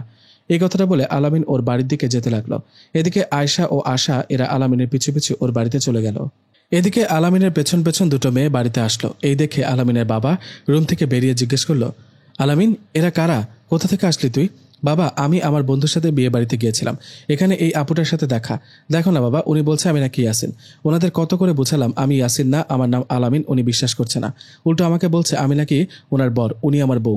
ছেলের মুখে এসব কথা শুনে আলামিনের বাবা বললেন, তোমরা কে মা? আলামিন যা বলেছে এসব কি সত্যি? হ্যাঁ সত্যি আঙ্কেল, দয়া করে আপনি সত্যিটা বলুন না, ও আলামিন না, ও ইয়াসিন। দেখো মা, তোমার কোথাও ভুল হচ্ছে, আমার ছেলের নাম ইয়াসিন না, আলামিন। না না, আমি বিশ্বাস করি না, ও আমার ইয়াসিন, আমার স্বামী, আমি ওর বউ। আপনি সত্যি করে বলুন না, ওকে কোথায় পেয়েছেন? ও কি স্মৃতি হারিয়েছে? কি বলো এসব? দেখো মা, তোমার এই বাবার মতো বয়স্ক হয়ে একটা কথা বলছি, তুমি ভুল ভাবছো। আমার ছেলে আলামিনের কোনো স্মৃতি হারায়নি। ও সুস্থ আছে, সন্ধ্যা হয়ে আসছে, তোমরা ফিরে যাও। না, আমি যাব না। আমাকে সত্যি কথাটা না বললেও যাব না। আলামিনের বাবা বলল, আমাকে জোর করতে বাধ্য করো না, চলে যাও। এই বলে আলামিনের বাবা রেগে আশা ও আয়শাকে বাড়ি থেকে বের করে দিলেন। বাড়ি থেকে বের করায় আশা আয়শাকে বলল, আগেই বলেছি এই ছেলে ইয়াসিন নয়। এখন বিশ্বাস হলো তো? চল আয়শা, রাত নেমে গেছে। না, আমি যাব না, তুই ফিরে যা আশা, তোর খালার বাড়িতে ফিরে যা। কি বলিস? তোকে এখানে রেখে চলে যাব ভাবলি কি করে? এতে তোরই ভালো হবে। আমার সাথে এখানে থাকতে পারবি না, তুই যা, আমার জন্য চিন্তা করিস না। কিন্তু কোনো কিন্তু না, রাত হবার আগে তোর খালার বাড়িতে চলে যা। আর শোন, আমি এখানে এই কথাটা আমার মা বাবাকে বলিস না, আমি না বলা পর্যন্ত। ঠিক আছে? কোনো সমস্যা হলে আমাকে ফোন করবি, কেমন? নিজের দিকে খেয়াল রাখিস। এই কথাটা বলে আশা চলে গেল। আয়শা একা দাঁড়িয়ে রইল আলামিনদের বাড়ির বাইরে। কিছুক্ষণের মধ্যে সন্ধ্যা ঘনিয়ে রাত নামল। অন্ধকার রাতে আয়শা একা দাঁড়িয়ে আছে। এভাবে কিছুক্ষণ দাঁড়িয়ে থাকার পর আলামিনের বাবা আয়শার কাছে এসে বললেন, আসো, আমার সাথে আসো। আয়শা বলল, কোথায় যাব? কোথাও যাব না আমি। যা বলি শোনো, আমার সাথে আসো। এই কথাটা বলে আলামিনের বাবা আয়শাকে নিয়ে ওনার বাড়িতে আবারও চলে গেলেন। আয়শাকে নিয়ে ভিতরে গিয়ে আলামিনের বাবা বললেন, যাও মা, ফ্রেশ হয়ে নাও, রাত হয়ে গেছে, আমাদের সাথে রাতের খাবার খাবে। না আঙ্কেল, আমার ক্ষুধা নেই। আপনারা খান, আমি খাবো না। আলামিনের বাবা বলল, যেটা বলেছি সেটা করো। তুমি ইয়াসিনের বিষয় জানতে চাও না? চাইলে যা বলি তাই করো। আলামিনের বাবার কথায় আয়শা ফ্রেশ হয়ে ওদের সাথে খাবার খেতে লাগলো। খাবার সময় আলামিনের বাবা বললেন, আমাদের খাবার বেড়ে দিচ্ছে। দেখো কে ও, কে জানো? ও আলামিনের বউ। ও আলামিনকে তুমি ইয়াসিন ভাবছ? আচ্ছা আঙ্কেল, ও কি আসলে ইয়াসিন নয়? না মা, ও ইয়াসিন নয়। তাহলে হুবহু ইয়াসিনের মতো দেখতে কিভাবে? কিন্তু আপনি কি ইয়াসিনের বিষয়ে কিছু জানেন? আমার মনে হয় জানি। এটা একটা ইতিহাস বললে সবাই চমকে উঠবে, বিশ্বাস করতে চাইবে না। আপনি বলুন আঙ্কেল, আমি সবটা শুনবো। ঠিক আছে, শোনো তবে। এই বলে আলামিনের বাবা ঘটনা বলতে শুরু করলেন। আলামিনের বাবা সব ঘটনা বলতে শুরু করলে উনি বললেন, মা আয়শা শোনো, আলামিন তুইও শোন, কারণ ঘটনাটা শুনে তুইও চমকে উঠবি। আমি আগে পেশায় ছিলাম একজন কবিরাজ, এখন কবিরাজি করি না, ছেড়ে দিয়েছি। আগে করতাম। আমাদের এলাকা আগে থেকে জঙ্গল। আমি একদিন কাজ শেষ করে ফিরতে ফিরতে সন্ধ্যা হয়ে যায়। আমি জঙ্গলের রাস্তা ধরে ফিরছিলাম। হঠাৎ আমি দেখতে পাই একটা বড় গাছের নিচে দুটো বাচ্চা খেলা করছে। বাচ্চা দুটোকে দেখে আমি মনে মনে ভাবি, আরে এই সন্ধ্যাবেলা এখানে বাচ্চাগুলো আসলো কোথা থেকে? আমি বাচ্চা দুটোর কাছে গিয়ে আশেপাশে ডাকতে থাকি, এখানে কেউ আছেন? এরা কার বাচ্চা? কিন্তু আমার কথার কোনো আওয়াজ আসছে না। এই সন্ধ্যার সময় দুটো বাচ্চা জঙ্গলে, একটু পর রাত হলে তো বাঘ শিয়াল খেতে পারে। এইভাবে আমি একটা বাচ্চাকে কোলে নিয়ে দ্রুত বাড়িতে চলে আসি। বাড়িতে এসে লাইট নিয়ে আবার সেখানে যাই আরেকটা বাচ্চাকে নিয়ে আসতে, কিন্তু সেখানে গিয়ে দেখি রেখে আসা বাচ্চাটা সেখানে নেই। খুব খারাপ লাগছিল তখন। আমি ভেবেছি ওই বাচ্চাটাকে মনে হয় শিয়াল কুকুরে খেয়েছে। যাই হোক, আমি বাচ্চাটাকে না পেয়ে বাড়িতে ফিরে আসি। সে রাতে আমি ঘুমের মধ্যে স্বপ্নে দেখি দুইজন খুব উঁচা লম্বা আমাকে এসে বলছে, রহিম মিয়া, তুমি যে আজ জঙ্গল থেকে বাচ্চাটাকে নিয়ে আসছো, সে আসলে কোনো সাধারণ বাচ্চা নয়, ও জিনেদের বাচ্চা। বাচ্চা দুটো মানুষ রূপে খেলা করছিল। তুমি হয়তো না বুঝে বাচ্চাকে মানুষ ভেবে নিয়ে আসছো। না বুঝে নিয়ে আসছো যেহেতু, তুমি বাচ্চাটাকে ফিরিয়ে দাও। কাল সন্ধ্যাবেলা বাচ্চাটাকে যেখানে পেয়েছো সেখানে রেখে যাও। এই কথাটা বলার পর স্বপ্নে আসা ওই জিন দুটো চলে যায়। এদিকে আমার ঘুম ভেঙে যায়। আমি ঘুম ভেঙে যাবার পর বুঝতে পারি আসলে ও জিনের বাচ্চা। জিনেরা বলেছিল ওনাদের বাচ্চাটাকে ফেরত দিতে, কিন্তু আমাদের কোনো সন্তান না থাকায় আমি জিনদের ওদের বাচ্চা দিতে রাজি হইনি। আমি কবিরাজ ছিলাম, তাই ওই জিনের বাচ্চাটাকে বন্দি করে রাখি। আমার এমন অবস্থা দেখে সেই জিনেরা সশরীরে আমার সাথে দেখা করে আর কথা বলে। জিনেরা আমার সাথে দেখা করে আমি ওদের বলি, আমি বাচ্চাটা আর ফিরিয়ে দেব না, ওকে আমরা আদরে বড় করব নিজের ছেলের মতো।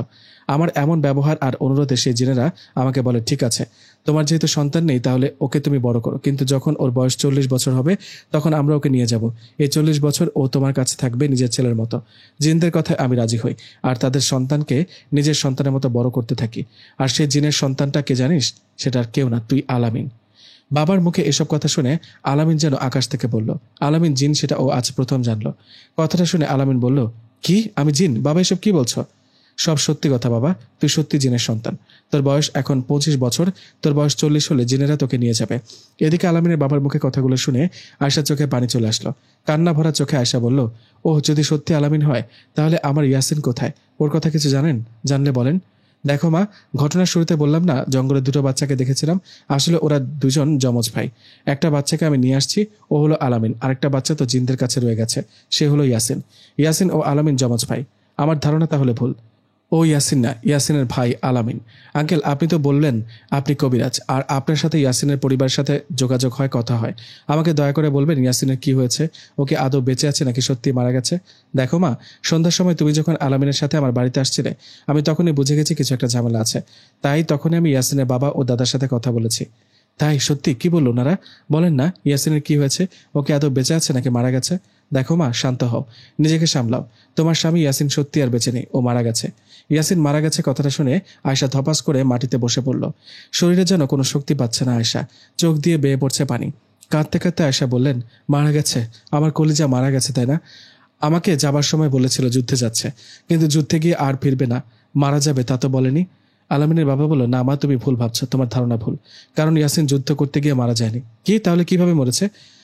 ইয়াসিন যুদ্ধ শেষে তোমার কাছে আসছিল, কিন্তু তোমার মা বাবা একজন কবিরাজের কাছে গিয়ে কবিরাজ নিয়ে এসে তোমার বর ইয়াসিনকে মেরে ফেলে। ইয়াসিনকে মেরে ফেলা হয়েছে, আর সেটা কবিরাজের মাধ্যমে করেছে তোমারই মা বাবা। উফ, আমি কি শুনলাম? আমি আর পারছি না। আমি এসব কথা শোনার আগে মারা যাচ্ছে না কেন? শান্ত হও মা, তোমার মা বাবাই এই গল্পের আসল ভিলেন। তোমার মনে আছে ওরা কবিরাজ নিয়ে এসে তোমার কোমরে তাবিজ বেঁধে দিয়েছিল? আসলে ওই তাবিজটা বেঁধে দেবার কারণে ইয়াসিনের পরিবারের কেউ এতদিন তোমার কাছে আসতে পারেনি।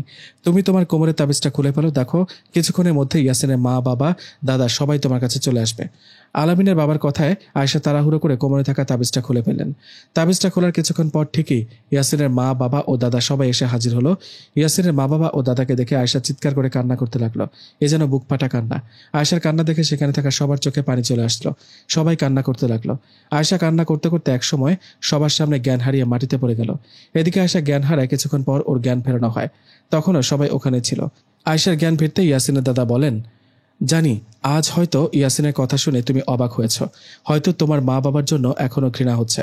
তোমার মা বাবার ওপর আমারও অনেক রাগ ও ঘৃণা। আমি চাইলে তোমার মা বাবাকে মেরে ফেলতে পারতাম, কিন্তু পারিনি দুইটা কারণে। এক, ওনাদের মারলেও আমার নাতি ইয়াসিন আর ফিরে আসবে না। দ্বিতীয়ত, তোমার মতো ভালো একটা মেয়ের মা বাবা ওরা। আয়শা, আমি সবসময় মানুষদের ভয় পেতাম, মানুষের প্রতি আমার একটা ভয় কাজ করতো সবসময়, কিন্তু তুমি আমার সব ধারণা পাল্টে দিয়েছ। আমি কখনো ভাবিনি তুমি আমার নাতি ইয়াসিনকে এত ভালোবাসবে। তোমার ভালোবাসা আসলেই সত্যি, কিন্তু দেখো তোমার মা বাবা তোমার এই সত্যিকারের ভালোবাসা বুঝলো না। কবিরাজ নিয়ে এসে ইয়াসিনকে মেরে ফেললো। ইয়াসিনের বাবা বলল, যে কবিরাজ ইয়াসিনকে মেরেছিল আমরা তার বংশ নির্বংশ করে দিয়েছি, মেরে ফেলেছি ওই কবিরাজকে।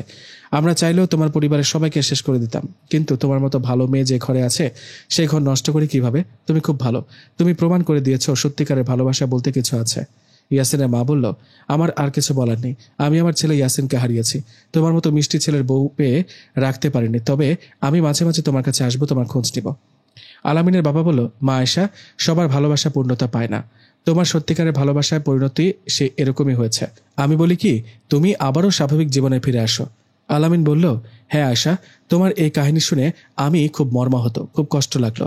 ইয়াসিন আমার ভাই, আমি আমার ভাইকে ছোটবেলায় দেখলেও বড় হয়ে দেখতে পেলাম না। বাবা ঠিকই বলেছে, তুমি আবার স্বাভাবিক জীবনে ফিরে যাও। আমি ভাই হিসেবে তোমাকে সবসময় সাহায্য করব।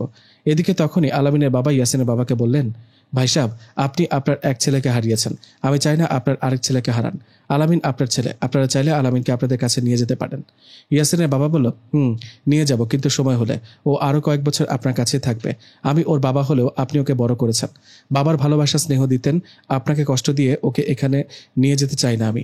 আলামিনের বয়স 40 বছর হলে তবেই ওকে নিয়ে যাব। আমরা এখন চলে যাচ্ছি। মা আয়েশা, তুমি কিছু বলছো না যে? আমি আর কি বলবো বাবা, আমার আর কি বা বলার থাকবে? গল্পে সবাই আছে, আমার ইয়াসিন নেই। ইয়াসিনের বাবা বলল, তোমার ভালোবাসা হারানোর কষ্ট আমরা বুঝি মা, তবুও বলছি স্বাভাবিক জীবনে ফিরে আসো। আমরা মাঝে মধ্যে আসবো তোমার কাছে। ভালো থেকো মা। ইয়াসিনের দাদা বলল, আমাদের দোয়া ও ভালোবাসা সবসময় তোমার সাথে থাকবে। ইয়াসিনের মা বলল, নিজের খেয়াল রেখো মা, ভালো থেকো। এই কথাটা বলে ইয়াসিনের দাদা, মা ও বাবা ওরা চলে গেলেন। ওরা সবাই চলে যাবার পর আয়েশা কান্না জড়িত কণ্ঠে বলে উঠলেন, আলামিন ভাইয়া, আসলে আমাকে মাফ করে দিবেন, আমি তো বুঝতে পারি নাই আপনি ইয়াসিন না আলামিন। কি করব বলেন, দুজনই তো একই রকম দেখতে। আমি তো ভালোবাসায় অন্ধ ছিলাম, দয়া করে আমাকে ক্ষমা করে দিবেন। আরে বোন, তুমি মাফ চাচ্ছ কেন? তুমি প্রকৃত প্রেমিক, তোমার জায়গায় আমি হলো এই কাজটাই করতাম। মাফ চেয়ে আমাকে লজ্জা দিও না। আপনি আপনার বউ ও পরিবারকে নিয়ে সুখে থাকবেন, ভালো থাকবেন। আমি এখন চলে যাচ্ছি, বিনা কারণে অনেক কষ্ট দিয়ে ফেলেছি আপনাদের, সেজন্য মাফ করবেন। আলামিনের বাবা বলল, মা তুমি একাই যাবা? আলামিন এগিয়ে দিক। না আঙ্কেল, একা যেতে পারবো। ঠিক আছে, সাবধানে যেও, ভালো থেকো। আলামিন ও তার পরিবারকে বিদায় দিয়ে আয়শা ওর বান্ধবী আশার খালার বাড়ির দিকে আসতে লাগলো। আয়শা হাঁটছে ঠিকই, কিন্তু ওর মনে হচ্ছে মাথা ঘুরছে। ইয়াসিন বেঁচে নেই এই কথাটা যেন কোনোভাবেই মানতে পারছে না। এসব চিন্তা করতে করতে আয়শা হঠাৎ করে মাথা ঘুরে রাস্তায় পড়ে যায়, আর সাথে সাথে রাস্তায় চলা একটা গাড়ির সাথে অ্যাক্সিডেন্ট করে। আয়শা অ্যাক্সিডেন্ট করার পর ওকে হাসপাতালে ভর্তি করা হয়। এদিকে আশার সাথে সাথে আয়শার মা বাবাকে ফোন করে সবটা বলে। আয়শার মা বাবা আয়শার অ্যাক্সিডেন্টের কথা শুনে দ্রুত হাসপাতালের দিকে চলে আসে। ততক্ষণে ডাক্তার আয়েশার চিকিৎসা শুরু করে দিয়েছেন। আয়েশা পেটে আর মাথায় প্রচুর আঘাত পান। ডাক্তার আয়েশার অবস্থা ভালো না বুঝতে পেরে ওকে আইসিইউতে পাঠিয়ে দেন। এদিকে মেয়ের এমন অবস্থা দেখে আয়েশার মা বাবা কাঁদতে কাঁদতে ডাক্তারকে বলেন, ডাক্তার সাহেব, যত টাকা লাগে আপনি দয়া করে আমার মেয়েকে বাঁচান, আমার একটা মাত্র মেয়ে, প্লিজ। ডাক্তার বলল, দেখুন ভাই, সবসময় টাকার ম্যাটার করে না, টাকা দিয়ে তো আর জীবন পাওয়া যায় না। আমরা ডাক্তার, রোগীকে সুস্থ করা আমাদের দায়িত্ব, আমরা চেষ্টা করছি। আপনার মেয়ে খুব গুরুতর আহত হয়েছে, ওর অবস্থা বলতে গেলে ভালো না। আমরা ওর কিছু টেস্ট দিয়েছি, ওগুলো রিপোর্ট না আসা পর্যন্ত কি হয় বলা যাচ্ছে না। আপনারা কিছুক্ষণ অপেক্ষা করুন। ডাক্তারের কথায় আয়েশার মা বাবা অপেক্ষা করতে লাগলো। রুমের বাইরে থেকে বেডে আয়েশাকে আহত অবস্থায় শুয়ে থাকতে দেখে আয়েশার মা বাবা অঝরে কাঁদতে লাগলো। এদিকে এভাবে বেশ কিছুক্ষণ কেটে গেল।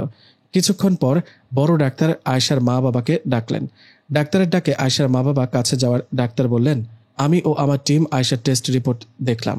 আয়েশার রিপোর্টে যা এসেছে দেখে যা বুঝলাম, আপনাদের মেয়ে আর বাঁচবে না। আয়েশার বাবা বলল, কি? আপনি কি বলছেন ডাক্তার? আমার মেয়ে বাঁচবে না কেন? ওর কি হয়েছে? দেখুন, জীবন মরণ আল্লাহর হাতে, তবুও আমরা তো ডাক্তার, আমরা রোগীর অবস্থা দেখলে ধারণা করে বলতে পারি। আপনার মেয়ে পেটে আর মাথায় আঘাত পাওয়ার কারণে ওর প্রচুর রক্তক্ষরণ হয়েছে। তাছাড়া বড় যে সমস্যাটা, ওর ব্রেনে আঘাত পেয়ে ব্রেনে রক্ত জমাট বেঁধেছে। এখন আমরা যদি রিস্ক নিয়ে ওর অপারেশন করাই তাহলে বাঁচার চান্স মাত্র 1%। তার চেয়ে ভালো মেয়ের সাথে গিয়ে শেষবারের মতো দেখুন, কথা বলুন, একটু পর ওর জ্ঞান ফিরবে। এই কথাটা বলে ডাক্তার চলে গেল। এদিকে আয়েশার মা বাবার মাথায় যেন আকাশ ভেঙে পড়ল। এটা কি শুনলেন? একমাত্র আদরের মেয়েকে এভাবে হারাতে হবে? এই ভেবে আয়েশার মা বাবা এক দৌড়ে আয়েশার কাছে গিয়ে কান্না করতে লাগলো। এদিকে কিছুক্ষণ পর আয়েশার জ্ঞান ফিরল। আয়েশার জ্ঞান ফিরতে আয়েশা খুব কষ্টে আস্তে আস্তে বলে উঠল, মা, বাবা, তোমরা আসছো? বাবা, আমি চোখে অন্ধকার দেখছি, কথা বলতে কষ্ট হচ্ছে, আমি মনে হয় বাঁচবো না, তবে মারা যাওয়ার আগে একটা কথা বলতে চাই। ইয়াসিনকে আমি সত্যি খুব ভালোবাসতাম বাবা, আমার ইয়াসিনকে তোমরা মেরে ফেলেছ। আমি বা আর বেঁচে থেকে কি করব? তোমরা অনেক ভালো থেকো, ইয়াসিনের মতো তোমাদেরও অনেক ভালোবাসি। মেয়ের মৃত্যুর সময় এমন কথা শুনে আয়েশার মা বাবা কান্না করতে লাগলো। আয়েশার বাবা বলল, হ্যাঁ মা, আমি দোষী, আমি কবিরাজ নিয়ে এসে ইয়াসিনকে মেরে ফেলেছি। কি করব বল? তুই যখন ইয়াসিনকে বিয়ে করলি, কথাটা শুনে অনেক রাগ হয়েছিল। নিজের একটি মাত্র মেয়ে, সে কিনা হবে জিনের বউ, পাড়ার প্রতিবেশীকে কি জবাব দিব? উপায় না পেয়ে গোপনে কবিরাজ নিয়ে এসে ইয়াসিনকে মেরে ফেলেছি। কিন্তু বিশ্বাস কর, আমি জানতাম না তোদের ভালোবাসা এত গভীর। বাবার মুখে এসব কথা শুনে আয়েশার শ্বাস প্রশ্বাস বেড়ে গিয়ে ছটফট করতে লাগলো। এদিকে মেয়ের এমন অবস্থায় আয়েশার বাবা চিৎকার করতে লাগলেন। আয়েশার বাবার চিৎকারে ডাক্তার আসতে আসতে আয়েশা শেষ নিঃশ্বাস ত্যাগ করলেন। আয়েশা মারা যাওয়ায় ইয়াসিনের দাদা ও বাবা রেগে গিয়ে কিছুদিন পর আয়েশার বাবাকে প্যারালাইজ করে দেন। আয়েশার বাবা বেঁচে আছেন, কিন্তু ওনার হাত পা অবশ হয়ে গেছে।